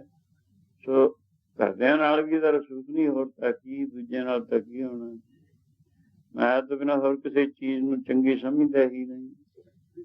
ਇੱਕ ਦਿਨ ਕੁਦਰਤੀ ਆਪਣੇ ਡਰਾਇੰਗ ਰੂਮ ਵਿੱਚ ਬੈਠਾ, ਦਰਵਾਜ਼ੇ ਬਾਹਰਲੇ ਸਾਰੇ ਲੌਕ ਹੋਏ ਹੋਏ ਹਨ, ਚਿਟਕਣੀਆਂ ਲੱਗੀਆਂ ਹਨ ਤੇ ਪਰਦੇ ਸਿੱਟੇ ਹੋਏ ਹਨ। ਅਚਨਚੇਤ ਬੈਠਾ ਆਰਾਮ ਕੁਰਸੀ ਤੇ ਅਖਬਾਰ ਪੜ੍ਹ ਰਿਹਾ। ਅਚਨਚੇਤ ਹੀ ਬੜੀ ਰੋਸ਼ਨੀ ਹੋਈ ਕਮਰੇ 'ਚ। ਬਹੁਤ ਜ਼ਿਆਦਾ ਰੋਸ਼ਨੀ ਹੋਣ ਕਰਕੇ ਉਹਦੀ ਨਿਗਾਹ ਅਖਬਾਰ ਤੋਂ ਉੱਠੀ, ਸਾਹਮਣੇ ਗਈ। ਕੀ ਦੇਖਦਾ ਹੈ? ਕੋਈ ਰੂਹ ਖੜੀ ਹੈ। ਉਹਨੂੰ ਦੇਖ ਕੇ ਪੁੱਛਣ ਲੱਗਾ, ਆਪ ਕਿੱਧਰ ਦੀ ਆ ਗਏ? ਇਸ ਕਮਰੇ ਦੇ ਤਮਾਮ ਦਰਵਾਜ਼ੇ ਬੰਦ ਹਨ, ਚਿਟਕਣੀਆਂ ਲੱਗੀਆਂ ਹਨ, ਕੋਈ ਆ ਨਹੀਂ ਸਕਦਾ, ਆਪ ਕਿੱਧਰ ਦੀ ਆ ਗਏ? ਇਹ ਸੁਣ ਕੇ ਰੂਹ ਕਹਿੰਦੀ, ਮੈਨੂੰ ਤਾਂ 에ਅਰ ਟਾਈਟ ਵੀ ਨਹੀਂ ਰੋਕ ਸਕਦਾ, ਜਿੱਥੇ ਹਵਾ ਵੀ ਨਹੀਂ ਜਾਂਦੀ ਮੈਂ ਉੱਥੇ ਵੀ ਜਾ ਸਕਦਾ। ਤੇ ਕਹਿਣ, ਆਪ ਹੋ ਕੌਣ? ਮੈਜਿਸਟ੍ਰੇਟ ਪੁੱਛਦਾ ਹੈ। ਕਹਿੰਦਾ, ਮੈਂ ਆਪ ਦਾ CID ਹਾਂ, ਖੁਫੀਆ ਹਾਂ। CID ਕੀ? ਕਹਿਣਗੇ, ਜਿਸ ਦਿਨ ਤੋਂ ਪਰਮੇਸ਼ਰ ਨੇ ਸ੍ਰਿਸ਼ਟੀ ਰਚੀ, ਜਦ ਵੀ ਇਨਸਾਨ ਦਾ ਜਨਮ ਹੁੰਦਾ, ਉਸ ਵਕਤ ਤੋਂ ਹੀ ਇਹਦੇ ਨਾਲ ਇਹਦਾ ਇੱਕ CID ਛੱਡਿਆ ਜਾਂਦਾ ਹੈ। ਇਹਦੇ ਚੰਗੇ ਜਾਂ ਮਾੜੇ ਕਰਮ ਲਿਖਣ ਵਾਸਤੇ ਮਰਨ ਤੱਕ ਨਾਲ ਰਹਿੰਦਾ ਹੈ। ਸੋ ਇਹ ਸੁਣ ਕੇ ਉਹ ਮੈਜਿਸਟ੍ਰੇਟ ਪੁੱਛਣ ਲੱਗਾ, ਹਰ ਇੱਕ ਦਿਨ ਉਹਦਾ CID ਰਹਿੰਦਾ, ਖੁਫੀਆ ਰਹਿੰਦਾ ਹੈ, ਇਸ ਗੱਲ ਦੀ ਰੱਬ ਨੂੰ ਕੀ ਲੋੜ ਪਈ? ਉਹ ਕਹਿੰਦਾ, ਰੱਬ ਨੇ ਸ੍ਰਿਸ਼ਟੀ ਰਚੀ ਹੈ, ਉਹਦਾ ਖੇਲ ਹੈ, ਉਸਨੇ ਆਪਣਾ ਨਿਜ਼ਾਮ ਕਾਇਮ ਰੱਖਣਾ ਹੈ, ਠੀਕ ਰੱਖਣਾ ਹੈ। ਜਿਵੇਂ ਜਦੋਂ ਕੋਈ ਗਵਰਨਮੈਂਟ ਬਣਦੀ ਹੈ, ਆਪਣੇ ਨਿਜ਼ਾਮ ਨੂੰ, ਆਪਣੇ ਅਸੂਲਾਂ ਨੂੰ ਠੀਕ ਰੱਖਣ ਵਾਸਤੇ ਆਪਣੇ ਆਪਣੇ ਕੋਈ ਚੰਗੇ ਚੰਗੇ ਅਸੂਲ ਬਣਾਉਂਦੀ ਹੈ, ਉਹ ਵੀ CID ਛੱਡਦੀ ਹੈ। ਇਸ ਕਰਕੇ ਇਹ ਪੈਦਾ ਹੀ ਚੱਲਿਆ ਰਿਹਾ, ਜਿਵੇਂ ਦੁਨੀਆ ਦੀ ਹਕੂਮਤ, ਦੁਨੀਆ ਦੇ ਰਾਜੇ ਮਹਾਰਾਜੇ CID ਖੁਫੀਆ ਛੱਡਦੇ ਚਲੇ ਆਏ। ਇਸੇ ਤਰ੍ਹਾਂ ਪਰਮੇਸ਼ਰ ਨੇ ਵੀ ਆਪਣਾ ਨਿਜ਼ਾਮ ਕਾਇਮ ਰੱਖਣ ਵਾਸਤੇ ਇੱਕ ਅਸੂਲ ਬਣਾਇਆ ਹੋਇਆ ਹੈ। ਸੋ ਇਹ ਸੁਣ ਕੇ ਉਹ ਕਹਿਣ ਲੱਗਾ, ਜੇ ਇਹੀ ਜੀ ਗੱਲ ਹੈ, ਅੱਗੇ ਤਾਂ ਆਪ ਦਾ ਕਿਤੇ ਦਰਸ਼ਨ ਹੋਇਆ ਨਹੀਂ। ਮੈਜਿਸਟ੍ਰੇਟ ਕਹਿੰਦਾ, CID ਕਹਿੰਦਾ, CID ਕਿਹਾ ਤੇ ਦਰਸ਼ਨ ਕਿਹਾ? ਅੱਜ ਮੇਰੇ ਮਾਲਕ ਦਾ ਖਬਰ ਹੈ ਕਿਵੇਂ ਹੁਕਮ ਹੋ ਗਿਆ ਤੈਨੂੰ ਦਿਖਾਈ ਦੇਣ। CID ਕਦੇ ਕਿਸੇ ਨੂੰ ਦਿਖਾਈ ਦਿੰਦਾ ਹੁੰਦਾ? ਖੁਫੀਆ ਕਿਸੇ ਨੂੰ ਦਿਖਾਈ ਦਿੰਦਾ? ਐ ਦੇਖ, ਮੇਰੇ ਪਾਸ 2 ਕਾਪੀਆਂ ਨੇ, ਕਹਿੰਦਾ, ਇੱਕ ਸਿਆਹ ਇੱਕ ਸਫੈਦ ਹੈ। ਇੱਕ ਤੇ ਤੇਰੇ ਸਿਆਹ ਇਹ ਬੁਰੇ ਕਰਮ ਲਿਖੇ ਜਾ ਰਹੇ ਹਨ, ਸਿਆਹ ਕਾਪੀ ਤੇ ਸਫੈਦ ਕਾਪੀ ਤੇ ਤੇਰੇ ਚੰਗੇ ਕਰਮ ਲਿਖੇ ਜਾ ਰਹੇ ਹਨ। ਇਹ ਮੇਰੇ ਪਾਸ 2 ਹਨ। ਇਹ ਉਦੋਂ ਤੱਕ ਲਿਖੀ ਜਾਊਂਗਾ ਜਦ ਤੱਕ ਤੇਰਾ ਸਰੀਰ ਹੈ, ਸਰੀਰ ਵਿੱਚੋਂ ਪ੍ਰਾਣ ਨਿਕਲੇ। ਪ੍ਰਾਣਾ ਨੂੰ ਇਹ ਸਥੂਲ ਸਰੀਰ ਤੇ ਰਹਿ ਜਾਏਗਾ, ਸੂਖਮ ਸਰੀਰ ਨੂੰ ਜਮਦੂਤ ਲੈ ਜਾਣਗੇ, ਮਾਰਦੇ ਕੁੱਟਦੇ ਉਦੋਂ ਧਰਮਰਾਜਾ ਪਾਸ ਵੀ ਇਹੀ ਲਿਖਿਆ ਹੋਇਆ ਉਹਦੇ ਰਜਿਸਟਰ ਵਿੱਚ, ਇਹ ਦੋਏ ਕਾਪੀਆਂ ਮੈਂ ਉਹਦੇ ਅੱਗੇ ਰੱਖ ਦੇਣੀਆਂ, ਇਹਦੇ ਮੁਤਾਬਕ ਤੇਰਾ ਹਿਸਾਬ ਕਿਤਾਬ ਹੋਣਾ ਹੈ। ਸਿਆਹ ਤੇ ਸਫੈਦ ਕਾਪੀ ਸੁਣ ਕੇ ਹੈਰਾਨ ਹੋ ਗਿਆ। ਕਹਿੰਦਾ ਸਿਆਹ ਕਾਪੀ ਵਿੱਚ ਮਾੜੇ ਕਰਮ, ਸਫੈਦ ਵਿੱਚ ਚੰਗੇ। ਪੁੱਛਣ ਵਾਸਤੇ, ਨਿਰਣਾ ਕਰਨ ਵਾਸਤੇ ਉਹ ਮੈਜਿਸਟਰੇਟ ਕਹਿਣ ਲੱਗਾ, ਭਲਾ ਇਉਂ ਦੱਸੋ, ਜੇ ਸਿਆਹ ਤੇ ਸਫੈਦ ਕਾਪੀਆਂ ਤੁਹਾਡੇ ਪਾਸ ਦੋ ਹਨ, ਚੰਗੇ ਆ ਮਾੜੇ ਕਰਮ ਲਿਖਣ ਵਾਸਤੇ, ਸਫੈਦ ਕਾਪੀ ਮੇਰੀ ਖੋਲ ਕੇ ਦੱਸੋ ਤਾਂ ਭਲਾ ਮੈਂ ਚੰਗੇ ਕੰਮ ਕਿੰਨੇ ਕੁ ਕਰੇ ਨੂੰ ਤਾਂ। ਛੋਟੀ ਜੀ ਕਾਪੀ ਸੀ, ਉਹ ਖੋਲ ਕੇ ਦਸੀ, ਕਹਿਣ ਲੱਗਾ ਅੱਜ ਤੱਕ ਆਪਨੇ ਸਾਰੇ 5 ਚੰਗੇ ਕਰਮ ਕੀਤੇ, ਉਹ ਵੀ ਲੋਕ ਦਿਖਾਵੇ ਵਾਸਤੇ। ਨੇਕਾਮ ਨਹੀਂ ਕੀਤੇ, ਕਹਿੰਦੇ ਨੇਕਾਮ ਪ੍ਰਭੂ ਪ੍ਰਾਪਤੀ ਵਾਸਤੇ, ਪ੍ਰਭੂ ਦੀ ਪ੍ਰਸੰਨਤਾ ਵਾਸਤੇ, ਇੱਕ ਸਿਰਫ ਲੋਕ ਦਿਖਾਵੇ ਵਾਸਤੇ ਹੁੰਦੇ ਆ, ਇਹ ਵੀ ਉਹ ਕੀਤੇ ਨੇ। ਬਾਕੀ ਕਹਿਣ ਲੱਗਾ ਹੁਣ ਸਿਆਹ ਕਾਪੀ ਖੋਲ ਕੇ ਦੱਸ ਮਾੜੇ ਕੰਮ ਮੇਰੇ ਕਿੰਨੇ ਕੁ। ਜਿਹੜਾ ਨਾਸਤਿਕ ਬੰਦਾ ਹੈ ਸਾਧ ਸਿੰਘ, ਉਹ ਤੇ ਚੰਗਾ ਕੰਮ ਹੋਣਾ ਹੀ ਮੁਸ਼ਕਿਲ ਹੁੰਦਾ। ਉਹਦਾ ਸਿਆਹੀ ਸਿਆਹ ਕਰ ਮਾੜੇ ਮਾੜੇ ਕਰੇਗਾ। ਇਉਂ ਕਰਕੇ ਜਦੋਂ ਸਿਆਹ ਕਾਪੀ ਖੋਲ ਕੇ ਦੇਖੀ, ਕਹਿਣ ਲੱਗਾ ਅੱਜ ਤੱਕ 1150 ਆਪ ਦਾ ਬੁਰਾ ਕਰਨਾ। ਜਿਸ ਵਕਤ ਹਿਸਾਬ ਕਿਤਾਬ ਹੋਣਾ 5 ਕੈਂਸਲ ਹੋ ਜਾਣੇ ਨੇ, 1145 ਕਰਮਾਂ ਦਾ ਫਲ, ਬੁਰਾ ਕਰਮ ਇਹਨੂੰ ਨਰਕਾਂ ਵਿੱਚ ਸਿੱਟਿਆ ਜਾਏ, ਦੁੱਖ ਪਾਣੀ। ਸੋ ਇਉਂ ਜਦੋਂ ਗੱਲ ਕਹੀ, ਉਹ ਮੈਜਿਸਟ੍ਰੇਟ ਚੁੱਪ ਹੋ ਕੇ ਹੈਰਾਨ ਹੋ ਗਿਆ, ਸੋਚਣ ਲੱਗਾ ਵੀ ਇਹ ਸੱਚੀ ਗੱਲ ਹੈ। ਮੈਂ ਤਾਂ ਮੰਨਦਾ ਸੀ ਕੋਈ ਰੱਬ ਹੈ ਨਹੀਂ, ਮੈਂ ਮੰਨਦਾ ਸੀ ਕੋਈ ਹਿਸਾਬ ਕਿਤਾਬ ਪੁੱਛਣ ਵਾਲਾ ਹੀ ਨਹੀਂ, ਇਸ ਨੂੰ ਜਿਵੇਂ ਮਰਜ਼ੀ ਮਨ ਮਰਜ਼ੀ ਕਰੀ ਜਾਏ। ਤੇ ਇਹ ਤਾਂ ਗੱਲ ਹੀ ਕੁਛ ਹੋਰ ਨਿਕਲੀ ਹੈ, ਮੈਂ ਤਾਂ ਬੜੀ ਭੁੱਲ ਵਿੱਚ ਰਹੀ। ਇਉਂ ਸੋਚਣ ਲੱਗਾ ਆਪਣੇ ਚਿੱਤ ਵਿੱਚ। ਹੁਣ ਇਹ ਸੋਚਦਾ ਵੀ ਅੱਗੇ ਵਾਸਤੇ ਜੋ ਪਿੱਛੇ ਹੋ ਗਈ, ਅੱਗੇ ਵਾਸਤੇ ਮੈਂ ਸਿਆਹ ਕਾਪੀ ਵਿੱਚ ਇੱਕ ਨਾਮਾ ਵੀ ਦਰਜ ਨਹੀਂ ਕਰਨ ਦਿਆਂਗਾ, ਯਾਨੀ ਸਫੈਦ ਕਾਪੀ ਭਰ ਕੇ ਜਾਵਾਂ। ਇਹੋ ਜਿਹੇ ਵਿਚਾਰ ਜਦੋਂ ਕਰਨ ਲੱਗਿਆ, ਉਸ ਰੂਹ ਦੀ ਕਲਮ ਸਫੈਦ ਕਾਪੀ ਤੇ ਬੜੀ ਤੇਜ਼ੀ ਨਾਲ ਚੱਲੀ। ਪੁੱਛਣ ਲੱਗਾ ਕੀ ਲਿਖਦੇ ਹੋ? ਕਹਿੰਦਾ ਲਿਖਦੇ ਹਾਂ ਹੁਣ ਇਹਦਾ ਸੁਭਾਅ ਬਦਲ ਰਿਹਾ, ਇਹ ਆਸਤਿਕ ਹੋਣ ਦਾ ਵਾਅਦਾ ਕਰਦਾ ਹੈ, ਇਹ ਸੁਖ ਕਰਮ ਕਰਨ ਦਾ ਵਾਅਦਾ ਕਰਦਾ ਹੈ, ਸਫੈਦ ਕਾਪੀ ਨੂੰ ਭਰਨ ਦਾ ਵਾਅਦਾ ਕਰਦਾ ਹੈ, ਸਿਆਹ ਕਾਪੀ ਵਿੱਚ ਇੱਕ ਵੀ ਨਾਮ ਨਹੀਂ ਦਰਜ ਹੋਣ ਦਿਆਂਗਾ, ਇਹ ਵਾਅਦਾ ਕਰਦਾ ਹੈ। ਇਹ ਮੈਂ ਲਿਖ ਰਹੀ ਹਾਂ। ਇੰਨੀ ਗੱਲ ਕਹਿ ਕੇ ਉਹ रूह ਤਾਂ ਅਲੋਪ ਹੋ ਗਈ, ਲੇਕਿਨ ਮੈਜਿਸਟ੍ਰੇਟ ਨੇ ਆਪਣੀ ਜ਼ਿੰਦਗੀ ਬਹੁਤ ਆਲਾ ਬਣਾ ਦਿੱਤੀ। ਜਿਉਂ ਗੁਰੂ ਜੀ ਕਹਿੰਦੇ ਨੇ ਪਾਦਾ ਜੀ ਹਿਸਾਬ ਕਿਤਾਬ ਮੰਗਿਆ ਜਾਏਗਾ, ਲੇਖਾ ਮੰਗੂਗਾ ਧਰਮ ਰਾਜਾ ਬਾਣੀਆਂ, ਨਿਮਾਣੀ ਤੇਰੀ ਜ਼ਿੰਦਗੀ। ਲੇਖਾ ਮੰਗੂਗਾ ਧਰਮ ਰਾਜਾ ਨਿਮਾਣੀ ਤੇਰੀ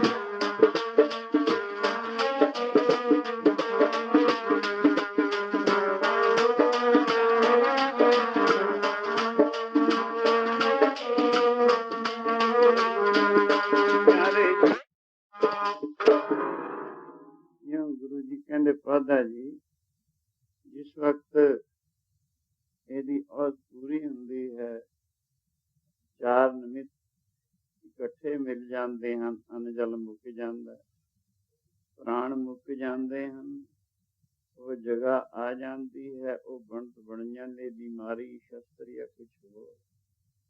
उस मौके ये अस्थूल शरीर ਨੂੰ ਛੱਡ ਕੇ सूक्ष्म शरीर ਦੇ ਸਹਿਤ ਜੀਵਾਤਮਾ ਪਰਲੋਕ ਨੂੰ ਜਾਂਦਾ ਹੈ। ਤੇ 6 ਕਿਸਮ ਦੀ ਗਤੀ, ਇੱਕ ਪਾਪੀਆਂ ਦੀ, ਦੂਜੀ ਪੁਨੀਆਂ ਦੀ, ਤੀਜੀ ਪ੍ਰਾਣਾਯਾਮੀਆਂ ਦੀ, ਚੌਥੀ ਭਗਤਾਂ ਦੀ, ਪੰਜਵੀਂ ਬ੍ਰਹਮ ਗਿਆਨੀਆਂ ਦੀ, 6ਵੀਂ ਕਾਰਕਾਂ ਦੀ ਹੈ। ਉਸ ਦੇ ਮੁਤਾਬਕ ਜਿਹੜੇ ਆਪਣੀ ਜ਼ਿੰਦਗੀ ਨੂੰ ਬੁਰਾਈਆਂ ਵਿੱਚ ਗੁਜ਼ਾਰਦੇ ਉਹਨਾਂ ਨੂੰ ਧਰਮਰਾਜ ਦੇ ਦੂਤ ਫੜ ਕੇ ਲੈ ਜਾਂਦੇ ਹਨ। ਪ੍ਰੀਤਾ ਜਿਤ ਦਿਹਾੜੇ ਧਨਵਰੀ ਸਾਹੇ ਲੈ ਲਖਾ, ਮਲਕ ਜੋ ਕੰਨੀ ਸੁਣੀ ਦਾ ਮੂੰਹ ਦਿਖਾ ਲਿਆ। ਜਿੰਦ ਨ ਮਾਣੀ ਕੱਢੀ ਹੱਡਾਂ ਕੂ ਕੜਕਾ, ਇਉਂ ਜਿਸਨੂੰ ਮਲਕੁਲ ਮੌਤ, ਮੌਤ ਦਾ ਫਰਿਸ਼ਤਾ ਜਾਂ ਜਮਦੂਤ ਆਦਿ ਨਾਮਾਂ ਕਰਕੇ ਪੁਕਾਰਿਆ ਜਾਂਦਾ ਹੈ। ਇਹਨੇ ਰੱਬੀ ਪੁਲਿਸ ਹੈ, ਉਹ ਲੈਣ ਵਾਸਤੇ ਆ ਜਾਂਦੇ ਨੇ। ਜਿਨ੍ਹਾਂ ਦੀਆਂ ਬੜੀਆਂ ਡਰਾਉਣੀਆਂ ਸ਼ਕਲਾਂ, ਬੜੇ ਭਿਆਨਕ ਸ਼ਕਲਾਂ ਵਾਲੇ, ਬੜੀ ਜ਼ਬਰਦਸਤ, ਜਿਨ੍ਹਾਂ ਨੂੰ ਦੇਖ ਕੇ ਡਰ ਲੱਗਦਾ ਹੈ, ਉਹ ਇਸ ਨੂੰ ਇਹ ਸਰੀਰ ਵਿੱਚੋਂ ਕੱਢ ਕੇ ਲੈ ਜਾਂਦੇ। ਮਰਨ ਵੇਲੇ ਮਨਮੁਖ ਪੁਰਸ਼ ਨੂੰ ਇਤਨਾ ਦੁੱਖ ਹੁੰਦਾ ਜਿਵੇਂ 100 ਬਿੱਛੂ 1 ਲੱਖ ਡੰਗ ਮਾਰੇ ਦਾ ਦੁੱਖ। ਕਿਤੇ ਇਉਂ ਵੀ ਦੱਸਿਆ ਹੈ ਮਰਨ ਵੇਲੇ ਮਨਮੁਖ ਪੁਰਸ਼ ਨੂੰ ਇੰਨਾ ਕੁ ਦੁੱਖ ਹੁੰਦਾ ਜਿਵੇਂ 100 ਹੜੱਪਾ ਸੱਪ 1 ਲੱਖ ਡੰਗ ਮਾਰਿਆਂ ਦੁੱਖ। ਕਿਤੇ ਇਉਂ ਦੱਸਿਆ ਜਿਵੇਂ ਇੱਕੋ ਜਗ੍ਹਾ 400 ਤਲਵਾਰ ਦਾ ਫੱਟ ਲੱਗਿਆ ਦੁੱਖ ਹੋਵੇ। ਇੰਨਾ ਦੁੱਖ ਹੁੰਦਾ ਮਨਮੁਖ ਪੁਰਸ਼ ਨੂੰ। ਕਿਤੇ ਦੱਸਿਆ ਹੈ ਜਿਵੇਂ ਵੱਡੀਆਂ ਵੱਡੀਆਂ ਸੂਆਂ ਵਾਲੀ ਛਟੀ ਲੈ ਕੇ ਨਾੜੀ ਨਾੜੀ ਵਿੱਚ ਖਿੱਚੀ ਦਾ, ਉਹਦਾ ਕਸ਼ਟ ਹੁੰਦਾ ਹੈ। ਇੰਨਾ ਦੁੱਖ, ਯਾਨੀ ਇਹ ਦੁੱਖ ਮੋਹ ਮਾਇਆ ਇਹਦਾ ਜਾਣ ਨੂੰ ਜੀ ਨਹੀਂ ਕਰਦਾ। ਦੁਨਿਆਵੀ ਪਦਾਰਥਾਂ ਵਿੱਚ ਇਹਦਾ ਮੋਹ ਹੈ, ਅਗਿਆਨ ਵਿੱਚ ਇਹ ਭੁੱਲਿਆ ਹੋਇਆ ਹੈ, ਅੱਗੇ ਵੀ ਤਿਆਰੀ ਕੀਤੀ ਨਹੀਂ ਹੈ, ਅੱਗੇ ਵਾਸਤੇ ਬਣਾਈਆਂ ਦਾ ਹੀ ਸਰਮਾਇਆ ਇਕੱਠਾ ਕੀਤਾ ਹੈ। ਫਿਰ ਤਾਂ ਇਹੋ ਜਿਹੀ ਹਾਲ ਹੋਣਾ ਹੈ ਨਾ। ਇਉਂ ਗੁਰੂ ਜੀ ਕਹਿੰਦੇ ਪਾਦਾ ਜੀ ਜਦੋਂ ਇਸ ਨੂੰ ਫੜ ਕੇ ਲੈ ਜਾਂਦੇ ਨੇ, ਧਰਮ ਰਾਜਾ ਜਿਹੜਾ ਨਿਆਂਕਾਰੀ ਪ੍ਰਮਾਤਮਾ ਨੇ ਇਨਸਾਫ ਕਰਨ ਵਾਸਤੇ ਆਪਣਾ ਮੁਨਸਿਫ ਮੁਕਰਰ ਕੀਤਾ ਹੈ, ਸੋ ਉਸਦੇ ਸਾਹਮਣੇ ਜਾ ਕੇ ਪੇਸ਼ ਕਰਦੇ। ਇਹ ਗੱਲਾਂ ਕਥਨ ਮਾਤਰ ਹੀ ਨਹੀਂ, 2-3 ਸਾਲ ਦੀ ਗੱਲ ਹੈ। ਮੈਂ ਯੂਪੀ ਦੇ ਵਿੱਚ ਹਾਪੜ ਬੈਠਾ ਹੋਇਆ, ਉੱਥੇ ਇੱਕ ਪ੍ਰੇਮੀ ਅਖਬਾਰ ਲੈ ਕੇ ਆ ਗਿਆ, ਹਿੰਦੀ ਦਾ ਅਖਬਾਰ ਸੀ। ਉਹ ਕਹਿਣ ਲੱਗਾ ਮਹਾਰਾਜ ਇਹ ਅਖਬਾਰ ਦੇ ਵਿੱਚ ਇੱਕ ਹੈਡਿੰਗ ਹੈ ਜਮਦੂਤੋਂ ਕੀ ਭੂਲ, ਇਹਨੇ ਜਮਦੂਤਾਂ ਦੀ ਭੁੱਲ ਹੋ ਗਈ। 3 ਮਿਸਾਲਾਂ ਜਿਹਦੇ ਵਿੱਚ ਦਸੀਆਂ ਯੂਪੀ ਦੇ ਹੀ ਲੋਕ ਸਨ। ਇੱਕ ਜੱਟ ਸੀ, ਜਮਿਆਰ ਸੀ, ਇੱਕ ਕਾਸ਼ੀ ਦਾ ਕੋਈ ਚੰਗਾ ਅਮੀਰ ਧਨਾੜ ਆਦਮੀ ਸੀ। ਤਿੰਨਾਂ ਨੂੰ ਗਲਤੀ ਨਾਲ ਜਮਦੂਤ ਲੈ ਗਏ। ਜਾ ਕੇ ਧਰਮਰਾਜਾ ਦੇ ਜਦੋਂ ਪੇਸ਼ ਕੀਤਾ, ਧਰਮਰਾਜਾ ਨੇ ਕਿਹਾ ਜਲਦੀ ਲੈ ਜਾਓ ਇਹਨੂੰ ਮੋੜ ਕੇ, ਇਹ ਨਹੀਂ ਹਨ, ਉਹ ਹੋਰ ਹਨ। ਇਉਂ ਕਰਕੇ ਉਹ ਦੱਸਦੇ। ਉੱਥੇ ਉਹਨਾਂ ਨੇ ਖੋਲ ਕੇ ਵਿਸਥਾਰ ਨਾਲ ਲਿਖਿਆ ਸੀ। ਮੈਂ ਇਤਨਾ ਵਕਤ ਨਹੀਂ ਲਗਾਉਂਦਾ, ਸਿਰਫ ਇਸ਼ਾਰਤਨ ਅਰਜ਼ ਕਰਦਾ ਹਾਂ ਬਈ ਕਹਿੰਦੇ ਉੱਥੇ ਬੜਾ ਵੱਡੇ ਤੇ ਦਾੜੇ ਵਾਲਾ ਰੂਪਦਾਰ ਵਾਲਾ ਇੱਕ ਬਜ਼ੁਰਗ, ਉਹਦੇ ਸਾਹਮਣੇ ਜਦੋਂ ਰੱਖਿਆ ਪੂਰੇ ਮੇਜ਼ ਪਿਆ ਤੇ ਵੱਡਾ ਭਾਰਾ ਰਿਸ਼ ਉਹਦੇ ਅੱਗੇ ਖੁੱਲਾ ਪਿਆ। ਜਦੋਂ ਸਾਹਮਣੇ ਲੱਗਿਆ ਉਹ ਦੇਖਿਆ ਨਹੀਂ ਇਹ ਨਹੀਂ ਹੈ, ਹੋਰ ਹਨ, ਜਲਦੀ ਲੈ ਜਾਓ। ਅਸੀਂ ਜਲਦੀ ਵਾਪਸ ਲੈ ਗਏ। ਇੱਧਰੋਂ ਮਰ ਚੁੱਕਿਆ ਸੀ, ਘਰ ਦੇ ਬੈਠੇ ਰੋਂਦੇ ਸਨ। ਜਦੋਂ ਗੋਡਾ ਹਿੱਲਿਆ, ਅੰਗ ਹਿੱਲੇ, ਉਹ ਹੈਰਾਨ ਹੋ ਗਏ। ਉਹ ਪੁੱਛਣ ਲੱਗੇ ਤੁਸੀਂ ਰੋਂਦੇ ਕਿਉਂ? ਤੂੰ ਤਾਂ ਮਰ ਚੁੱਕਿਆ ਸੀ। ਕਹਿੰਦਾ ਮੈਨੂੰ ਵੀ ਉਹ ਦਿਖਾਈ ਦਿੱਤਾ ਹੈ, ਮੇਰੇ ਨਾਂ ਦਾ ਸਾਹਮਣੇ ਦੱਸਿਆ ਵੀ ਇਹ ਨਹੀਂ ਹੈ, ਇਹਦੇ ਨਾਂ ਦਾ ਹੋਰ ਹੈ, ਉਹਨੂੰ ਲੈ ਕੇ ਆਓ, ਜਾਓ ਪਤਾ ਲਓ ਜਾ ਕੇ ਵੀ ਉਹ ਜਿਉਂਦਾ ਹੈ ਕਿ ਮਰ ਗਿਆ। ਜਦੋਂ ਜਾ ਕੇ ਦੇਖਿਆ ਉਸਦੇ ਨਾਂ ਦਾ ਦੂਜੇ ਪਾਸੇ ਹੋਰ ਸੀ ਇੱਕ ਆਦਮੀ, ਉਹ ਮਰ ਚੁੱਕਿਆ ਸੀ। ਜਿਉਂ ਕਰਕੇ ਇਹੋ ਜਿਹੇ ਹਾਲਾਤ ਇੱਥੇ ਵੀ ਕਈ ਦੇਖਣ ਵੀ ਆਏ ਹਨ ਕਿ ਜਮਦੂਤਾਂ ਦੀ ਭੁੱਲ ਹੋ ਗਈ। ਸੋ ਗੁਰੂ ਜੀ ਕਹਿਣ ਲੱਗੇ ਪਾਦਾ ਜੀ ਜਦੋਂ ਧਰਮ ਰਾਜਾ ਦੇ ਸਾਹਮਣੇ ਖੜਾ ਹੋਊਗਾ ਇਸ ਤੋਂ ਹਿਸਾਬ ਤਾਂ ਮੰਗਿਆ ਜਾਵੇਗਾ, ਕਿਉਂਕਿ ਇਹਨੂੰ ਸਵਾਸਾਂ ਰੂਪੀ ਦਾਮ ਮਿਲੇ ਹੋਏ, ਸਵਾਸਾਂ ਰੂਪੀ ਧਨ ਮਿਲਿਆ ਹੋਇਆ। 8 ਪਹਿਰ ਵਿੱਚ 24,000 ਸਾਹ ਆ ਜਾਂਦਾ। ਇਹਨਾਂ ਦੇ ਨਾਲ ਇਸਨੇ ਸ਼ੁਭ ਕਰਮ, ਪਰਉਪਕਾਰ, ਸੇਵਾ, ਭਗਤੀ, ਪਰਮੇਸ਼ਰ ਦਾ ਭਜਨ नेकी आदि एक कर्तव्य का सरमाया खटना है। हाँ, एक शाहूकार किसी ने बहुत सारा सरमाया दे के अपने आदमी नूं विदेश भेजे, इसदा तू कस्तूरी खरीद लिया, ਉਹਦੀ ਬਜਾਏ ਹਿੰਦੀ ਜਮੈਣ ਖਰੀਦ ਲਾਏ, ਭਲਾ ਉਹ ਤੇ ਨਾਰਾਜ਼ ਹੋਵੇਗਾ ਕਿ ਨਾ ਹੋਵੇਗਾ? ਉਹ ਸਜ਼ਾ ਦਾ ਹੱਕਦਾਰ ਹੋਵੇਗਾ ਕਿ ਨਾ ਹੋਵੇਗਾ? ਹੋਵੇਗਾ। ਇਸੇ ਤਰ੍ਹਾਂ ਪਰਮੇਸ਼ਰ ਨੇ ਜੀਵਾਂ ਨੂੰ ਗੁਰਬਾਣੀ ਦੁਆਰਾ ਸਤ ਸ਼ਾਸਤਰਾਂ ਦਾ ਹੁਕਮ ਕੀਤਾ ਹੈ। ਤੁਹਾਨੂੰ ਸਵਾਸਨ ਦੀ ਪੂੰਜੀ ਦਿੱਤੀ ਜਾਂਦੀ ਹੈ, ਜਾ ਕੇ ਦੁਨੀਆ ਤੇ ਪਰਮੇਸ਼ਰ ਦਾ ਭਜਨ ਕਰੋ, ਨਾਮ ਦਾ ਨਿਸ਼ਨਾਨ ਕਰੋ, ਸਤਕਰਮ ਕਰੋ ਔਰ ਨੇਕੀ ਦਾ ਸਰਮਾਇਆ, ਭਜਨ ਦਾ ਸਰਮਾਇਆ ਇਕੱਠਾ ਕਰਕੇ ਆਓ। ਜੇ ਉਹਦੀ ਬਜਾਏ ਇਹ ਬਦੀ ਦਾ ਸਰਮਾਇਆ ਹੋਰ ਇਹੋ ਜਿਹਾ ਕੁਝ ਇਕੱਠਾ ਕਰਕੇ ਲੈ ਜਾਏ ਕੂੜਾ ਕਰਕਟ, ਤੇ ਇਹ ਸਜ਼ਾ ਦਾ ਹੱਕਦਾਰ ਹੋਵੇਗਾ ਕਿ ਨਾ ਹੋਵੇਗਾ? ਬਸ ਹੋਵੇਗਾ। ਜਿਉਂ ਕਰ ਇਸੀ ਤਰ੍ਹਾਂ ਜਦੋਂ ਇਹ ਤੋਂ ਹਿਸਾਬ ਤਾਂ ਮੰਗਿਆ ਜਾਏਗਾ, ਉਸ ਮੌਕੇ ਦੱਸੋ।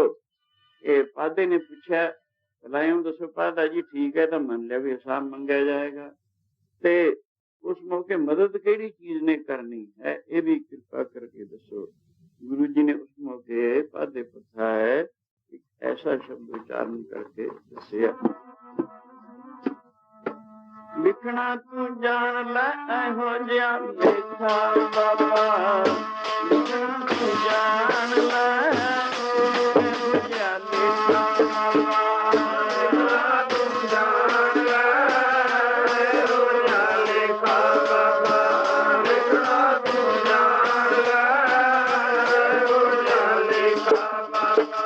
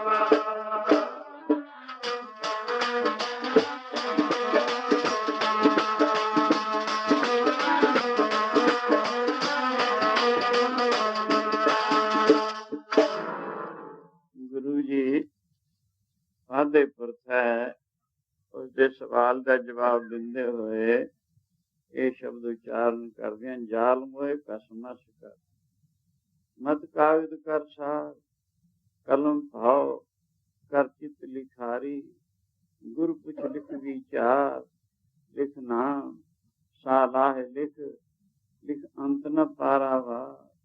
ਬਾਬਾ ਇਹ ਲੇਖਾ ਲਿਖ ਜਾਣ, ਜਿੱਥੇ ਲੇਖਾ ਮੰਗੀਏ ਜਿੱਥੇ ਹੋਏ ਸੱਚਾ। ਹਾਂ, ਇਉਂ ਇੱਥੇ ਦੱਸਿਆ ਆਸਿਰ ਗੁਣਾਂ ਨੂੰ ਫੂਕ ਕੇ, ਯਾਨੀ ਕਾਮ ਕ੍ਰੋਧ ਹੰਕਾਰ ਤੋਂ ਉੱਚਾ ਉੱਠ ਕੇ ਦੈਵੀ ਗੁਣ ਸਤ ਸੰਤੋਖ ਦਿਆ, ਧਰਮ ਵਿਚਾਰ ਸ਼ਾਂਤੀ ਖਿਮਾ ਧੀਰਜ ਆਦਿ ਇਹਨਾਂ ਦਾ ਆਸਰਾ ਕਰਕੇ ਵਾਹਿਗੁਰੂ ਦਾ ਭਜਨ ਕਰੇ।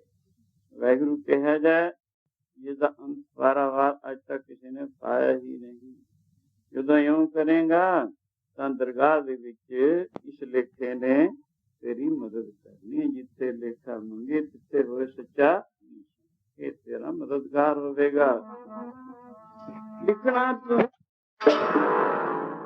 ਇਹੋ ਜਿਹੇ ਬਚਨ ਜਿਹੜੇ ਹਨ ਇਹਨਾਂ ਨੂੰ ਭਿਆਨਕ ਬਚਨ ਕਿਹਾ ਜਾਂਦਾ ਹੈ। ਸੋ ਦੂਸਰਾ ਦਰਜਾ ਆਉਂਦਾ ਹੈ ਉਹ ਲੋਕ ਜੀ ਜਿਨ੍ਹਾਂ ਦਾ ਮਨ ਭਜਨ ਵਿੱਚ ਅਜੇ ਨਹੀਂ ਲੱਗਿਆ, ਭਜਨ ਆਨੰਦ ਪ੍ਰਾਪਤ ਨਹੀਂ ਹੋਇਆ, ਕਰਦੇ ਵੀ ਹਨ ਲੇਕਿਨ ਭਜਨ ਰਸ ਤੋਂ ਅਜੇ ਦੂਰ ਹਨ। ਉਹਨਾਂ ਵਾਸਤੇ ਜ਼ਿਆਦਾ ਸਮਾਈ ਦੀ ਲੋੜ ਹੈ ਤਾਂ ਕਿ ਮਨ ਸ਼ੁੱਧ ਹੋ ਕੇ ਇਕਾਗਰਤਾ ਪਕੜੇ, ਇਕਾਗਰਤਾ ਦੁਆਰਾ ਭਜਨ ਦਾ ਆਨੰਦ ਪ੍ਰਾਪਤ ਹੋਵੇ। ਸੋ ਉਹਨਾਂ ਵਾਸਤੇ ਰੋਚਕ ਵਚਨ ਦੱਸੇ ਹਨ। ਉਹ ਕਿਹੋ ਜਿਹੇ ਹਨ ਜਿਨ੍ਹਾਂ ਵਿੱਚ ਪਰਮੇਸ਼ਰ ਦੇ ਨਾਮ ਦੀ ਮਹਿਮਾ, ਵਡਿਆਈ, ਸ਼ਕਤੀ, ਗੁਣ, ਫਾਇਦੇ, ਲਾਭ ਦਰਸਾਏ ਹਨ। ਸਾਹਿਬ ਗੁਰੂ ਅਰਜਨ ਦੇਵ ਮਹਾਰਾਜ ਜੀ ਨੇ ਸ੍ਰੀ ਸੁਖਮਨੀ ਸਾਹਿਬ ਦੀ ਇਹੋ ਜਿਹੀ ਬਾਣੀ ਉਚਾਰਨ ਕੀਤੀ, ਸਾਨੂੰ ਇਹੋ ਜਿਹੀ ਬਾਣੀ ਦਿੱਤੀ ਜਿਹਦੇ ਤਕਰੀਬਨ 24 ਸ਼ਲੋਕ 24 ਅਸ਼ਟਪਦੀਆਂ ਹਨ, ਤਕਰੀਬਨ 24,000 ਅੱਖਰ ਹੈ। ਜਿਸ ਦਾ ਇੱਕ ਪਾਠ ਰੋਜ਼ਾਨਾ ਕਰ ਲਿਆ ਜਾਏ, 8 ਪੈਰਾਂ ਦੇ ਸਵਾਸ ਸਫਲੇ ਹੋ ਜਾਂਦੇ ਹਨ। ਪ੍ਰਾਨੀ ਨੂੰ 8 ਪੈਰਾਂ ਵਿੱਚ 24,000 ਸਾਹ ਆ ਜਾਂਦਾ, ਭਾਵੇਂ ਘੱਟ ਵੱਧ ਵੀ ਜਾਂਦੇ ਹਨ। ਇਹਦੀ ਕਿਰਿਆ ਦੇ ਮੁਤਾਬਕ ਬੈਠ 12, ਚਲਤੇ 18, सोबत चलने 25, मैथुन करते 64, चलते क्यों ना सजे जगदीश क्यों है। हाँ घट वध भी जाते हैं पर अनुमान 24,000 सा आ जाता है। इकट्ठा पैरों के श्वास एक पाठ श्री सुखमनी साहब का हो जावे जो कि तकरीबन घंटे हो जाता है, सफले हो जाते हैं। 2 पाठ रोजाना कर ले श्री सुखमनी साहब के तो महीने गुरु ग्रंथ साहब के पाठ का फल हो जाता है।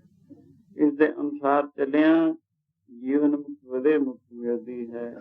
इस दे विच 4 वेद, 6 शास्त्र, 18 पुराण, 27 स्मृतियां, तौरेत, कुरान, इंजील आदि सब का सिद्धांत आ जाता है। करोड़ां धार्मिक ग्रंथां का सार 4 गल्लां हन, कर्म, उपासना, ज्ञान, विज्ञान। स्वयं आप जी ने पहली अष्टपदी विच ही प्रभु सिमरन दे वाहिगुरू दे भजन दे बेअंत फायदे दर्शाए हैं।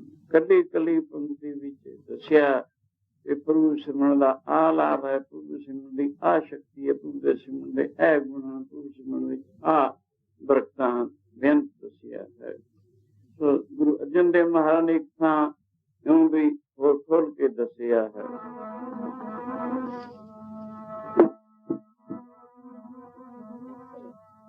नाम जप के लखां दा हो गया, नमः शिवाय जप के लखां दा हो गया, नमः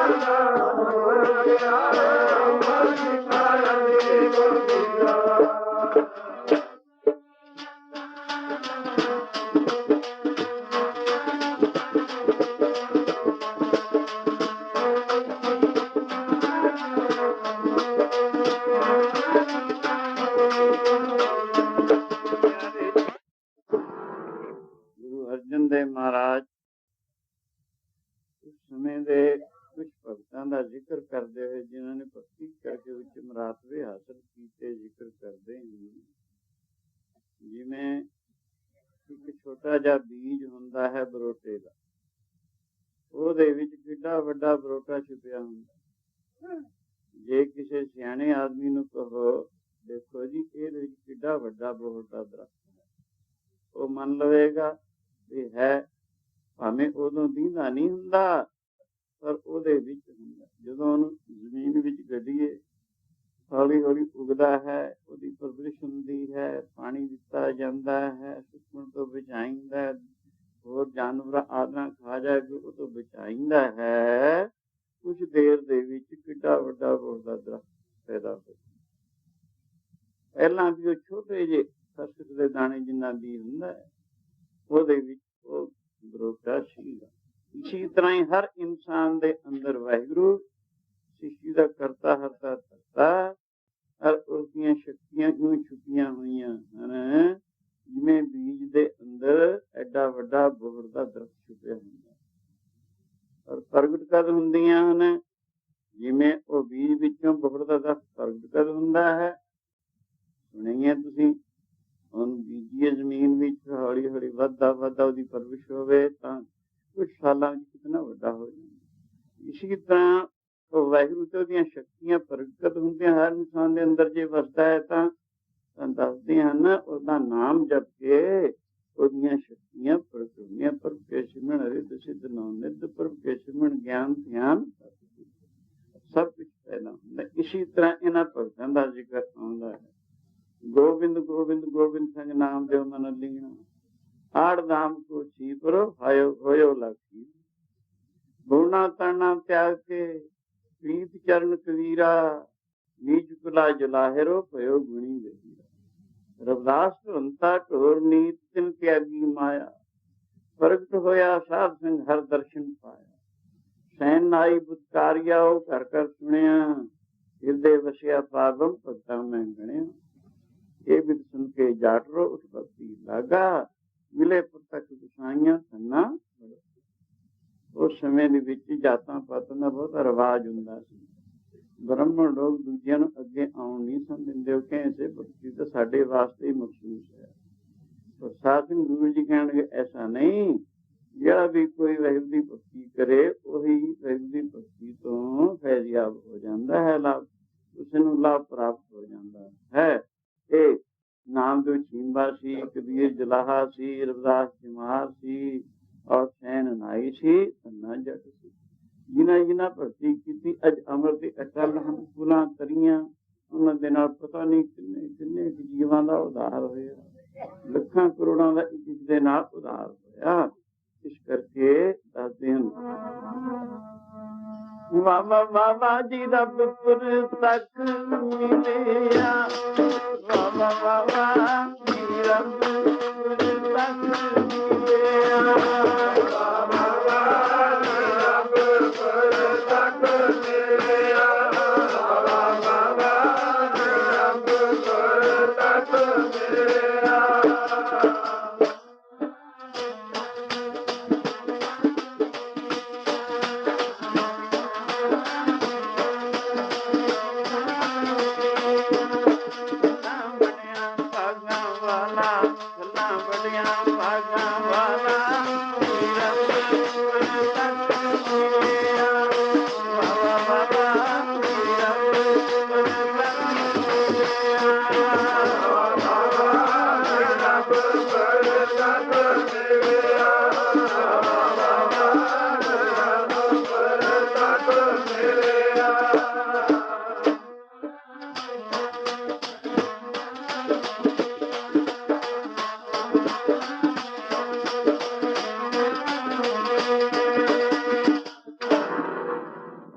ਧੰਨੇ ਦਾ ਜ਼ਿਕਰ ਕਰਦੇ ਹਨ। ਧੰਨੇ ਨੂੰ ਪਹਿਲੇ ਦਿਨ ਰੱਬ ਦੀ ਪ੍ਰਾਪਤੀ ਹੋਈ, ਪਰਮੇਸ਼ਰ ਦਾ ਭਜਨ ਕੀਤਾ, ਨਾਮ ਦੇ ਵਿੱਚ ਬੜੀਆਂ ਬਰਕਤਾਂ। ਇਹਦੀ ਮਹਿਮਾ ਨੂੰ ਹਰੀ ਨਹੀਂ ਜਾਣਦਾ। ਗੁਰੂ ਨਾਨਕ ਦੇਵ ਮਹਾਰਾਜ ਬਾਹਰ ਸ਼ਹਿਰ ਤੇ ਬੈਠੇ ਹੋਏ ਹਨ। ਮਰਦਾਨਾ ਕਹਿਣਗੇ ਮਹਾਰਾਜ ਭੁੱਖ ਲੱਗੀ ਹੈ। ਸਾਹਮਣੇ ਸ਼ਹਿਰ ਦੀਂਦਾ ਹੈ, ਹੁਕਮ ਹੈ ਕੁਝ ਖਾ ਪੀ ਆਵਾਂ। ਗੁਰੂ ਜੀ ਕਹਿੰਦੇ ਮਰਦਾਨੇ ਆ ਸ਼ਹਿਰ ਤਾਂ ਦੀਂਦਾ ਹੈ ਕਿਉਂਕਿ ਉੱਚੇ ਉੱਚੇ ਮਕਾਨਾਤ ਹਨ, ਪਰ ਇਉਂ ਦੱਸ ਤੇਰਾ ਕੋਈ ਵਾਕਫ ਹੈ, ਤੈਨੂੰ ਖਾ ਪਿਲਾ ਦੂ ਕਿਸੇ, ਕਿਉਂਕਿ ਵਾਕਫ ਤੋਂ ਬਿਨਾਂ ਤਾਂ ਕਿਸੇ ਨੂੰ ਕੋਈ ਕੁਝ ਦੇਣ ਨੂੰ ਤਿਆਰ ਨਹੀਂ ਹੁੰਦਾ। ਇਹ ਸੁਣ ਕੇ ਮਰਦਾਨਾ ਕਹਿੰਦਾ ਮਹਾਰਾਜ ਮੰਗ ਕੇ ਖਾ ਲਵਾਂਗਾ। ਗੁਰੂ ਜੀ ਕਹਿੰਦੇ ਮਰਦਾਨੇ ਆ ਰੱਬ ਦਾ ਫਕੀਰ ਮੰਗੇ ਦੁਨੀਆ, ਸੱਚ ਗੱਲ ਹੈ। ਇੰਨਾ ਕਹਿੰਦੇ ਗੁਰੂ ਜੀ ਨੇ ਆਪਣੇ ਚਰਨ ਦਾ ਗੁੱਛਾ ਜ਼ਮੀਨ ਵਿੱਚ ਮਾਰਿਆ, ਉਹਦੇ ਵਿੱਚੋਂ ਇੱਕ ਲਾਲ ਨਿਕਲਿਆ। ਕਹਿਣ ਲੱਗੇ ਲੈ ਉਠਾ ਲੈ, ਕੁਛ ਖਾ ਪੀਆਂ ਵੀ, ਜੋ ਕੋਈ ਮੋੜੇ ਮੋੜ ਲਿਆ ਵੀ। ਮਰਦਾਨਾ ਨਹੀਂ ਸੀ ਜਾਣਦਾ ਵੀ ਇਹ ਬੜਾ ਬੇਕੀਮਤਾ ਲਾਲ। ਖੈਰ ਦੇਖਦਾ ਜਾਂਦਾ ਹੈ, ਸੋਚਦਾ ਹੈ ਇਹਦਾ ਕੋਈ ਕੀ ਦੇਵੇਗਾ, ਮੇਰੀ ਭੁੱਖ ਤਾਂ 2.5 ਸੇਰ ਹੈ, ਮੈਨੂੰ 2.5 ਸੇਰ ਪੱਕੀ ਕੋਈ ਚੀਜ਼ ਖਾਣ ਨੂੰ ਮਿਲ ਜਾਣੀ ਚਾਹੀਦੀ, ਬਸ ਇਹ ਤੋਂ ਜ਼ਿਆਦਾ ਮੈਂ ਕੁਛ ਨਹੀਂ ਚਾਹੁੰਦਾ। ਕਿਉਂ ਸੋਚਦਾ ਸੋਚਦਾ ਸ਼ਹਿਰ ਵਿੱਚ ਪਹੁੰਚਿਆ। ਪੂਰੇ ਦੁਕਾਨਾਂ ਸੀਆਂ ਸਬਜ਼ੀ ਫਰੋਸ਼ਾਂ ਦੀਆਂ, ਸਬਜ਼ੀ ਵੇਚਣ ਵਾਲਿਆਂ ਦੀਆਂ। ਸਬਜ਼ੀ ਫਰੋਸ਼ ਨੂੰ ਕਹਿਣ ਲੱਗੇ ਭਰਾਵਾ ਆਹ ਚੀਜ਼ ਲੈ ਲੈ, ਮੈਨੂੰ ਕੋਈ 2.5 ਸੇਰ ਪੱਕੀ ਚੀਜ਼ ਦੇ ਦੇ, ਮੈਂ ਖਾ ਕੇ ਆਪਣਾ ਪੇਟ ਭਰਨਾ। ਉਹ ਕਹਿੰਦਾ ਇਹ ਜੇ ਰੋਡ ਸਾਡੀ ਦੁਨੀਆ 'ਚ ਬਥੇਰੇ ਰੁੱਦੇ ਫਿਰਦੇ ਹਨ, 2 ਮੂਲੀਆਂ ਲੈਣੀਆਂ ਲੈ ਲੈ, ਨਹੀਂ ਜਾ ਅੱਗੇ ਤੋਂ। ਮਰਦਾਨਾ ਕਹਿੰਦਾ 2 ਮੂਲੀਆਂ ਨਾਲ ਮੇਰੀ ਭੁੱਖ ਨਹੀਂ ਦੂਰ ਹੋਣੀ, 2.5 ਸੇਰ ਕੋਈ ਚੀਜ਼ ਦੇ ਦੇ। ਮੈਂ ਇਹ ਤਾਂ ਨਹੀਂ ਕਹਿੰਦਾ ਆਹ ਦੇ ਜਾਂ ਆਹ ਦੇ, ਨਹੀਂ ਕਹਿਣ ਲੱਗਿਆ 2 ਮੂਲੀਆਂ ਤੋਂ ਜ਼ਿਆਦਾ ਨਹੀਂ ਮਿਲੇਗਾ। ਮਰਦਾਨਾ ਅੱਗੇ ਚਲਾ ਗਿਆ। ਅੱਗੇ ਹਲਵਾਈ ਦੀ ਦੁਕਾਨ ਸੀ, ਉਹਨੂੰ ਕਹਿਣ ਲੈ ਵੀ ਭਰਾਵਾ ਆਹ ਚੀਜ਼ ਲੈ ਲੈ, ਮੈਨੂੰ 2.5 ਸੇਰ ਪੱਕੀ ਮਿਠਾਈ ਦੇ ਦੇ, ਕੁਛ ਦੇ ਦੇ ਜਿਹੜਾ ਤੇਰਾ ਜੀ ਕਰਦਾ, ਕਿਉਂਕਿ ਮੇਰਾ ਆਹਾਰ 2.5 ਸੇਰ ਹੈ। ਇਹ ਸੁਣ ਕੇ ਹਲਵਾਈ ਨੂੰ ਕੀ ਪਤਾ ਸੀ ਲਾਲ ਕੀ ਹੁੰਦੇ। ਹਲਵਾਈ ਕਹਿਣ ਲੱਗਾ ਜੇ ਸੇਰ ਮਿਠਾਈ ਲੈਣੀ ਹੈ ਲੈ ਲਾ, ਨਹੀਂ ਤੁਰ ਕੇ। ਮਰਦਾਨਾ ਕਹਿੰਦਾ ਵੀ ਸੇਰ ਨਾਲ ਤਾਂ ਮੇਰੀ ਭੁੱਖ ਨਹੀਂ ਦੂਰ ਹੋਣੀ, ਮੇਰਾ ਆਹਾਰ 2.5 ਸੇਰ ਹੈ, ਕੋਈ ਦੇ ਦੇ 2.5 ਸੇਰ ਦੇ ਦੇ। ਨਹੀਂ ਬਸ ਸੇਰ ਤੋਂ ਜ਼ਿਆਦਾ ਨਹੀਂ ਮਿਲੇ। ਕੀ ਹੈ ਇਹ ਥੋੜੇ ਰੁਦੇ ਫਿਰਨ ਗੜੀਆਂ। ਫਿਰ ਅੱਗੇ ਗਿਆ, ਅੱਗੇ ਕੱਪੜੇ ਵਾਲੇ ਨੂੰ ਪੁੱਛਣ ਲੱਗਿਆ, ਦਈਏ ਨੂੰ ਪੁੱਛ ਕੇ ਦੇਖ ਲਈ ਕੀ ਦਿੰਦਾ ਹੈ। ਉਹ ਕਹਿੰਦਾ 2 ਗਜ ਖੱਦਰ ਲੈਣਾ, ਹੋਰ ਕੀ ਲੈਣਾ। ਉਹਨੂੰ ਵੀ ਵਿਚਾਰ ਨੇ ਕੀ ਅਸੀਂ ਲਾਲ ਕੀ ਸੀ। ਅਖੀਰ ਜਾਂਦੇ ਜਾਂਦਾ ਕੁਦਰਤੀ ਮਰਦਾਨਾ ਸਾਲਸਰੇ ਨਾਮ ਕਰਕੇ ਜਵਾਰੀਏ ਉਸਦੀ ਦੁਕਾਨ ਤੇ ਪਹੁੰਚ ਗਈ। ਉਹਨੂੰ ਦੇਖ ਕੇ ਉਹਦੇ ਅੱਗੇ ਰੱਖ ਕੇ ਕਹਿਣਾ ਸ਼ਾਹ ਜੀ ਇਹ ਦੇਖੋ ਤਾਂ ਕੀ ਚੀਜ਼ ਹੈ। ਜਦੋਂ ਸਾਲਸਰਾ ਨੇ ਉਸਨੂੰ ਦੇਖਿਆ ਉਹਦੇ ਚਿਹਰੇ ਦੀ ਰੰਗਤ ਬਦਲ ਗਈ, ਚਿਹਰਾ ਚਮਕ ਉੱਠਿਆ, ਖੁਸ਼ੀ ਵਿੱਚ ਅਸ਼ ਕਰ ਉੱਠਿਆ, ਦੋਵੇਂ ਹੱਥ ਜੋੜ ਕੇ ਝਾਟੀ ਮੱਥਾ ਟੇਕਿਆ ਤੇ ਆਵਾਜ਼ ਦਿੱਤੀ ਬੇਟਾ ਧਰਕਾ 100 ਰੁਪਇਆ ਕੱਟ ਗਿਆ। ਹਾਂ ਚੱਜ ਸ਼ੈ ਹੈ। ਇਹ ਜੀ ਸ਼ੈ ਕਿਤੇ ਜੇਕਰ ਦੇਖਣ ਨਸੀਬ ਹੋਵੇ, ਸਾਡੇ ਉਸਤਾਦ ਕਹਿੰਦੇ ਹੁੰਦੇ ਸਨ 100 ਰੁਪਇਆ ਦਸਵੀਂ ਪੇਟ ਰੱਖ। ਸੋ ਉਹਦਾ ਨੌਕਰ ਧਰਕਾ 100 ਰੁਪਇਆ ਉਹਨਾਂ ਸਮੇਂ ਵਿੱਚ ਚਾਂਦੀ ਦੇ ਰੁਪਈਏ ਹੁੰਦੇ ਸਨ, ਕਿਉਂਕਿ ਅਜੇ ਅੰਗਰੇਜ਼ ਦਾ ਰਾਜ ਨਹੀਂ ਸੀ ਆਇਆ, ਇਸਲਾਮ ਦਾ ਹੀ ਰਾਜ ਸੀ। ਇਉਂ ਕਰਕੇ ਚਾਂਦੀ ਦੇ ਰੁਪਈਏ 100 ਕੱਢ ਕੇ ਲੈ ਆਇਆ। ਉਸਨੇ 100 ਰੁਪਏ ਅੱਗੇ ਰੱਖ ਕੇ ਲਾਲ ਦੇ ਫਿਰ ਮੱਥਾ ਟੇਕਿਆ। ਲੋ ਜੀ ਕਹਿਣ ਗਏ ਇਹਦਾ ਵੀ ਦਸਵੀਂ ਪੇਟ ਹੈ। ਮਰਦਾਨਾ ਹੈਰਾਨ ਹੋ ਰਿਹਾ, ਕਹਿੰਦਾ ਜਾਂ ਤਾਂ 2 ਮੂਲੀਆਂ ਤੋਂ ਜ਼ਿਆਦਾ ਨਾ ਦੇ ਦਿਓ, ਜਾਂ ਸਿਰ ਮਿਠਿਆ ਤੋਂ ਜ਼ਿਆਦਾ ਨਾ ਦੇ ਹਲਵਾਈ, ਜਾਂ ਕੱਪੜੇ ਵਾਲਾ 2 ਖੱਦਰ ਤੋਂ ਜ਼ਿਆਦਾ ਨਾ ਦੇਵੇ, ਜਾਂ ਇਹ 100 ਰੁਪਏ ਦਸਵੀਂ ਪੇਟ। ਫਿਰ ਉਹਨੂੰ ਹੈਰਾਨ ਹੁੰਦਿਆਂ ਦੇਖ ਕੇ ਮਰਦਾਨੇ ਨੂੰ ਉਹਨੇ ਸੋਚਿਆ ਵੀ ਇਹ ਸਮਝਦੇ ਵੀ ਸ਼ਾਇਦ ਮੈਂ ਇਹਦੀ ਕੀਮਤ ਦੇ ਰਹੀ ਹਾਂ। ਸਾਥਰਾ ਕਹਿਣ ਲੱਗਾ ਨਹੀਂ ਘਬਰਾਓ ਨਾ, ਇਹਦੀ ਕੀਮਤ ਨਹੀਂ ਹੈ, ਤਾਂ ਇਹਦੀ ਦਰਸ਼ਨੀ ਭੇਟ ਹੈ। ਕੀਮਤ ਇਹਦੀ ਮੈਂ ਇਕੱਲਾ ਨਹੀਂ ਦੱਸ ਸਕਦਾ, ਕਈ ਜੌਹਰੀ ਇਕੱਠੇ ਹੋਵਾਂਗੇ, ਬਾਦਸ਼ਾਹੀ ਜੌਹਰੀ ਹੋਣਗੇ, ਪ੍ਰਾਈਵੇਟ ਜੌਹਰੀ ਹੋਣਗੇ, ਫਿਰ ਵਿਚਾਰ ਕੀਤੀ ਹੈ ਬੜਾ ਅਮੁੱਲਾ ਲਾਲ ਹੈ। ਇਹ ਜਿਹੇ ਲਾਲ ਤਾਂ ਕਿਤੇ ਕਿਤੇ ਦੇਖਣ ਨੂੰ ਨਸੀਬ ਹੁੰਦੇ। ਸੰਯੋਗ ਕਰਕੇ ਜੇ ਵੇਚਣਾ ਹੋਵੇ ਤਾਂ ਇਉਂ ਕੀਤਾ ਜਾਏਗਾ, ਇਹ ਤੁਸੀਂ ਇਹਦਾ ਦਰਸ਼ਨੀ ਭੇਟ ਲਓ, ਲੈ ਕੇ ਚਲੇ ਜਾਓ। ਮਰਦਾਨਾ ਕਹਿਣ ਲੱਗਾ ਨਹੀਂ, ਜਾਂ ਮੈਂ ਆਹ ਲਿਜਾਊਂ ਜਾਂ ਆਹ ਲਿਜਾਊਂ। ਉਹ ਵੀ ਹੈਰਾਨ ਸੀ, ਕਿਉਂਕਿ ਸੰਤੋਖੀ ਪੁਰਸ਼ ਕਿਹੜਾ ਲੱਭਣਾ ਦੁਨੀਆ ਤੇ ਸੌਖਾ ਹੈ, ਜਿਹੜਾ ਕੋਈ ਅਗਲੇ ਜੇਬ ਚ ਪਾ ਕੇ ਤੁਰ ਜਾਂਦਾ। ਇਉਂ ਕਰਕੇ ਉਹਨੂੰ ਦੇਖ ਕੇ ਉਹ ਵੀ ਦੋ ਤਰਫਾ ਹੀ ਹੈਰਾਨੀ ਫੈਲੀ ਹੋਈ ਹੈ। ਉਹਨੂੰ ਸੰਤੋਖੀ ਦੇਖ ਕੇ ਹੈਰਾਨ, ਉਹ ਇਹ ਹੈਰਾਨ ਹੋਏ ਦਰਸ਼ਨੀ ਭੇਟ ਦੀ ਕੀਮਤ ਕਹਿੰਦੇ ਪਤਾ ਨਹੀਂ ਕਿੰਨੀ ਹੈ। ਤੇ ਉਹ ਯਮੁਨਾ ਦੇਣ ਜਿਹੜੇ ਪਹਿਲੇ ਸਨ, ਮੈਂ ਤਾਂ ਪੇਟ ਭਰਨ ਨੂੰ ਹੀ ਕਹਿੰਦਾ ਸੀ। ਇਉਂ ਕਰਕੇ ਅਖੀਰ ਪੁੱਛਣ ਲੱਗਾ ਸਾਲਸਰਾ ਹੈ, ਕਹਿਣ ਲੱਗਾ ਇਹਦਾ ਮਾਲਕ ਕੌਣ ਹੈ। ਮਰਦਾਨਾ ਕਹਿੰਦਾ ਇਹਦਾ ਮਾਲਕ ਤਾਂ ਬਾਹਰ ਬੈਠਾ, ਜੀਣਾ ਹੈ ਨਾਨਕ। ਇਸਨੂੰ ਸ਼ੌਕ ਸੀ ਮਾਰ ਦਾ। ਇਹ ਤੇ ਇਹਦਾ ਨੌਕਰ ਧਰਕਾ ਦੋਵੇਂ ਇਕੱਠੇ ਭਗਤੀ ਕਰਿਆ ਕਰਦੇ ਸਨ, ਸ਼ੌਕ ਰੱਖਦੇ ਸਨ, ਪਰ ਅਜੇ ਮਨ ਨੂੰ ਸ਼ਾਂਤ ਨਸੀਬ ਨਹੀਂ ਸੀ ਹੋਇਆ। ਸੋ ਗੁਰੂ ਨਾਨਕ ਜੀ ਦਾ ਨਾਂ ਉੱਠਦਾ ਜਿਹਾ ਸੁਣਿਆ ਸੀ। ਉਹਨਾਂ ਸਮੇਂ ਸਾਇੰਸ ਦਾ ਜ਼ਮਾਨਾ ਨਹੀਂ ਸੀ, ਅੱਜ ਕੱਲ੍ਹ ਵਾਂਗੂ ਨਹੀਂ ਸੀ ਬਈ ਰੇਡੀਓ ਦੁਆਰਾ ਖਬਰਾਂ ਜਿਹੜੀਆਂ ਲੱਖਾਂ ਮੀਲਾਂ ਤੇ ਫੈਲ ਜਾਣ। ਕਿਤੇ ਕਿਤਾਈ ਉਲਟੀ ਜਿਹੀ ਖਬਰ ਸੁਣੀ ਹੋਈ ਸੀ। ਇਉਂ ਕਰਕੇ ਉਹ ਚਾਹੁੰਦਾ ਸੀ ਦਰਸ਼ਨ ਕਰਨੇ। ਸੋ ਇਹ ਸੁਣ ਕੇ ਚਿੱਤ ਨੂੰ ਸ਼ਾਂਤੀ ਆਈ, ਬੜਾ ਖੁਸ਼ ਵੀ ਹੋਇਆ। ਪੁੱਛਣ ਗਿਆ ਭਾਈ ਮਰਦਾਨਾ ਗੁਰੂ ਨਾਨਕ ਜੀ ਨਾਲ ਕਿਤਨੇ ਸਾਧੂ ਹਨ।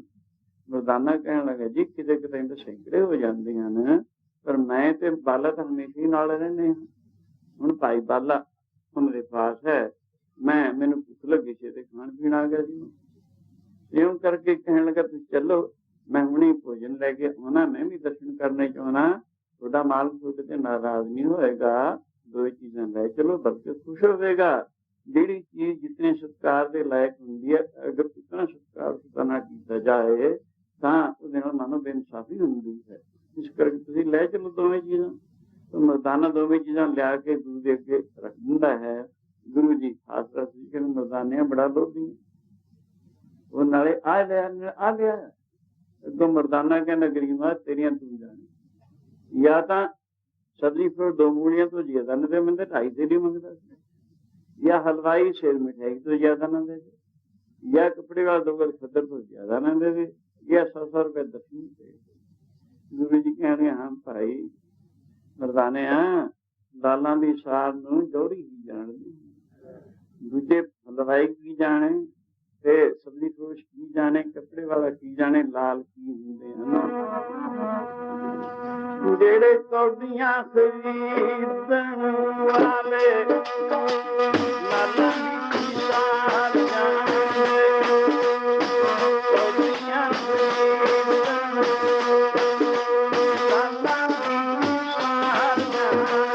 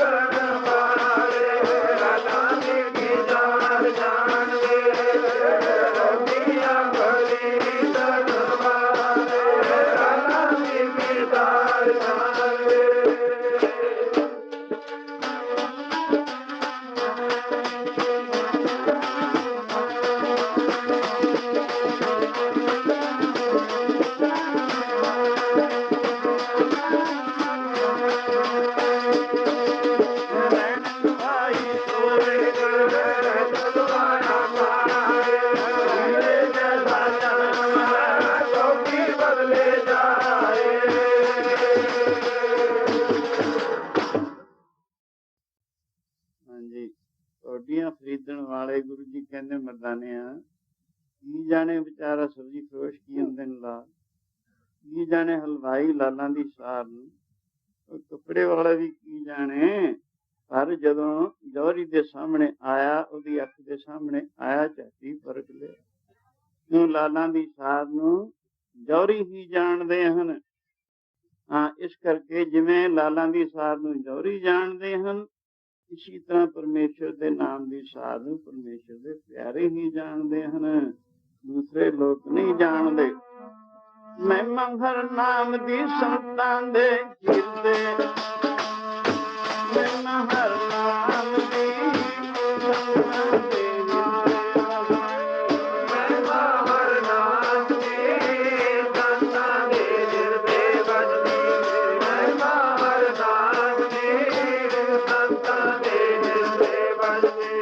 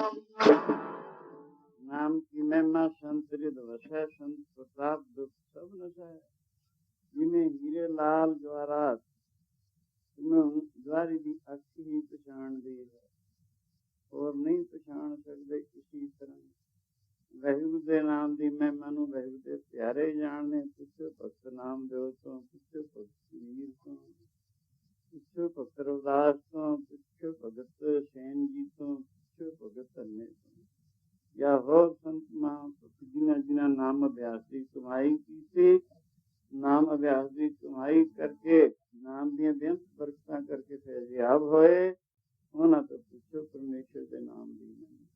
ਯੂ ਪਰਮੇਸ਼ਰ ਦੇ ਨਾਮ ਦੀ ਮਹਿਮਾ ਜਿਨ੍ਹਾਂ ਬਚਨਾਂ ਵਿੱਚ ਆਉਂਦੀ ਹੈ, ਉਹਨਾਂ ਨੂੰ ਰੌਚਕ ਬਚਨ ਕਹਿੰਦੇ। ਹੁਣ ਸਮਾਂ ਅੱਗੇ ਨਿਰਣਇਤ ਕਰਕੇ ਗਜਵਤ ਦੇ ਗੁਰੂ ਸੋਤਰੀ ਜੀ ਬਹੁਤ ਇਸੀ ਤਰ੍ਹਾਂ ਸਜੇ ਰਹੋ।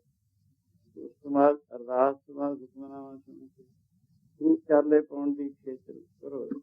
ਸਭ ਨੇ ਹੀ ਰਸਨਾ ਨੂੰ ਪਵਿੱਤਰ ਕਰਨਾ। ਹੁਣ ਕਿਸੇ ਦੀ ਰਸਨਾ ਖਾਲੀ ਨਾ ਰਹਿ ਜਾਵੇ।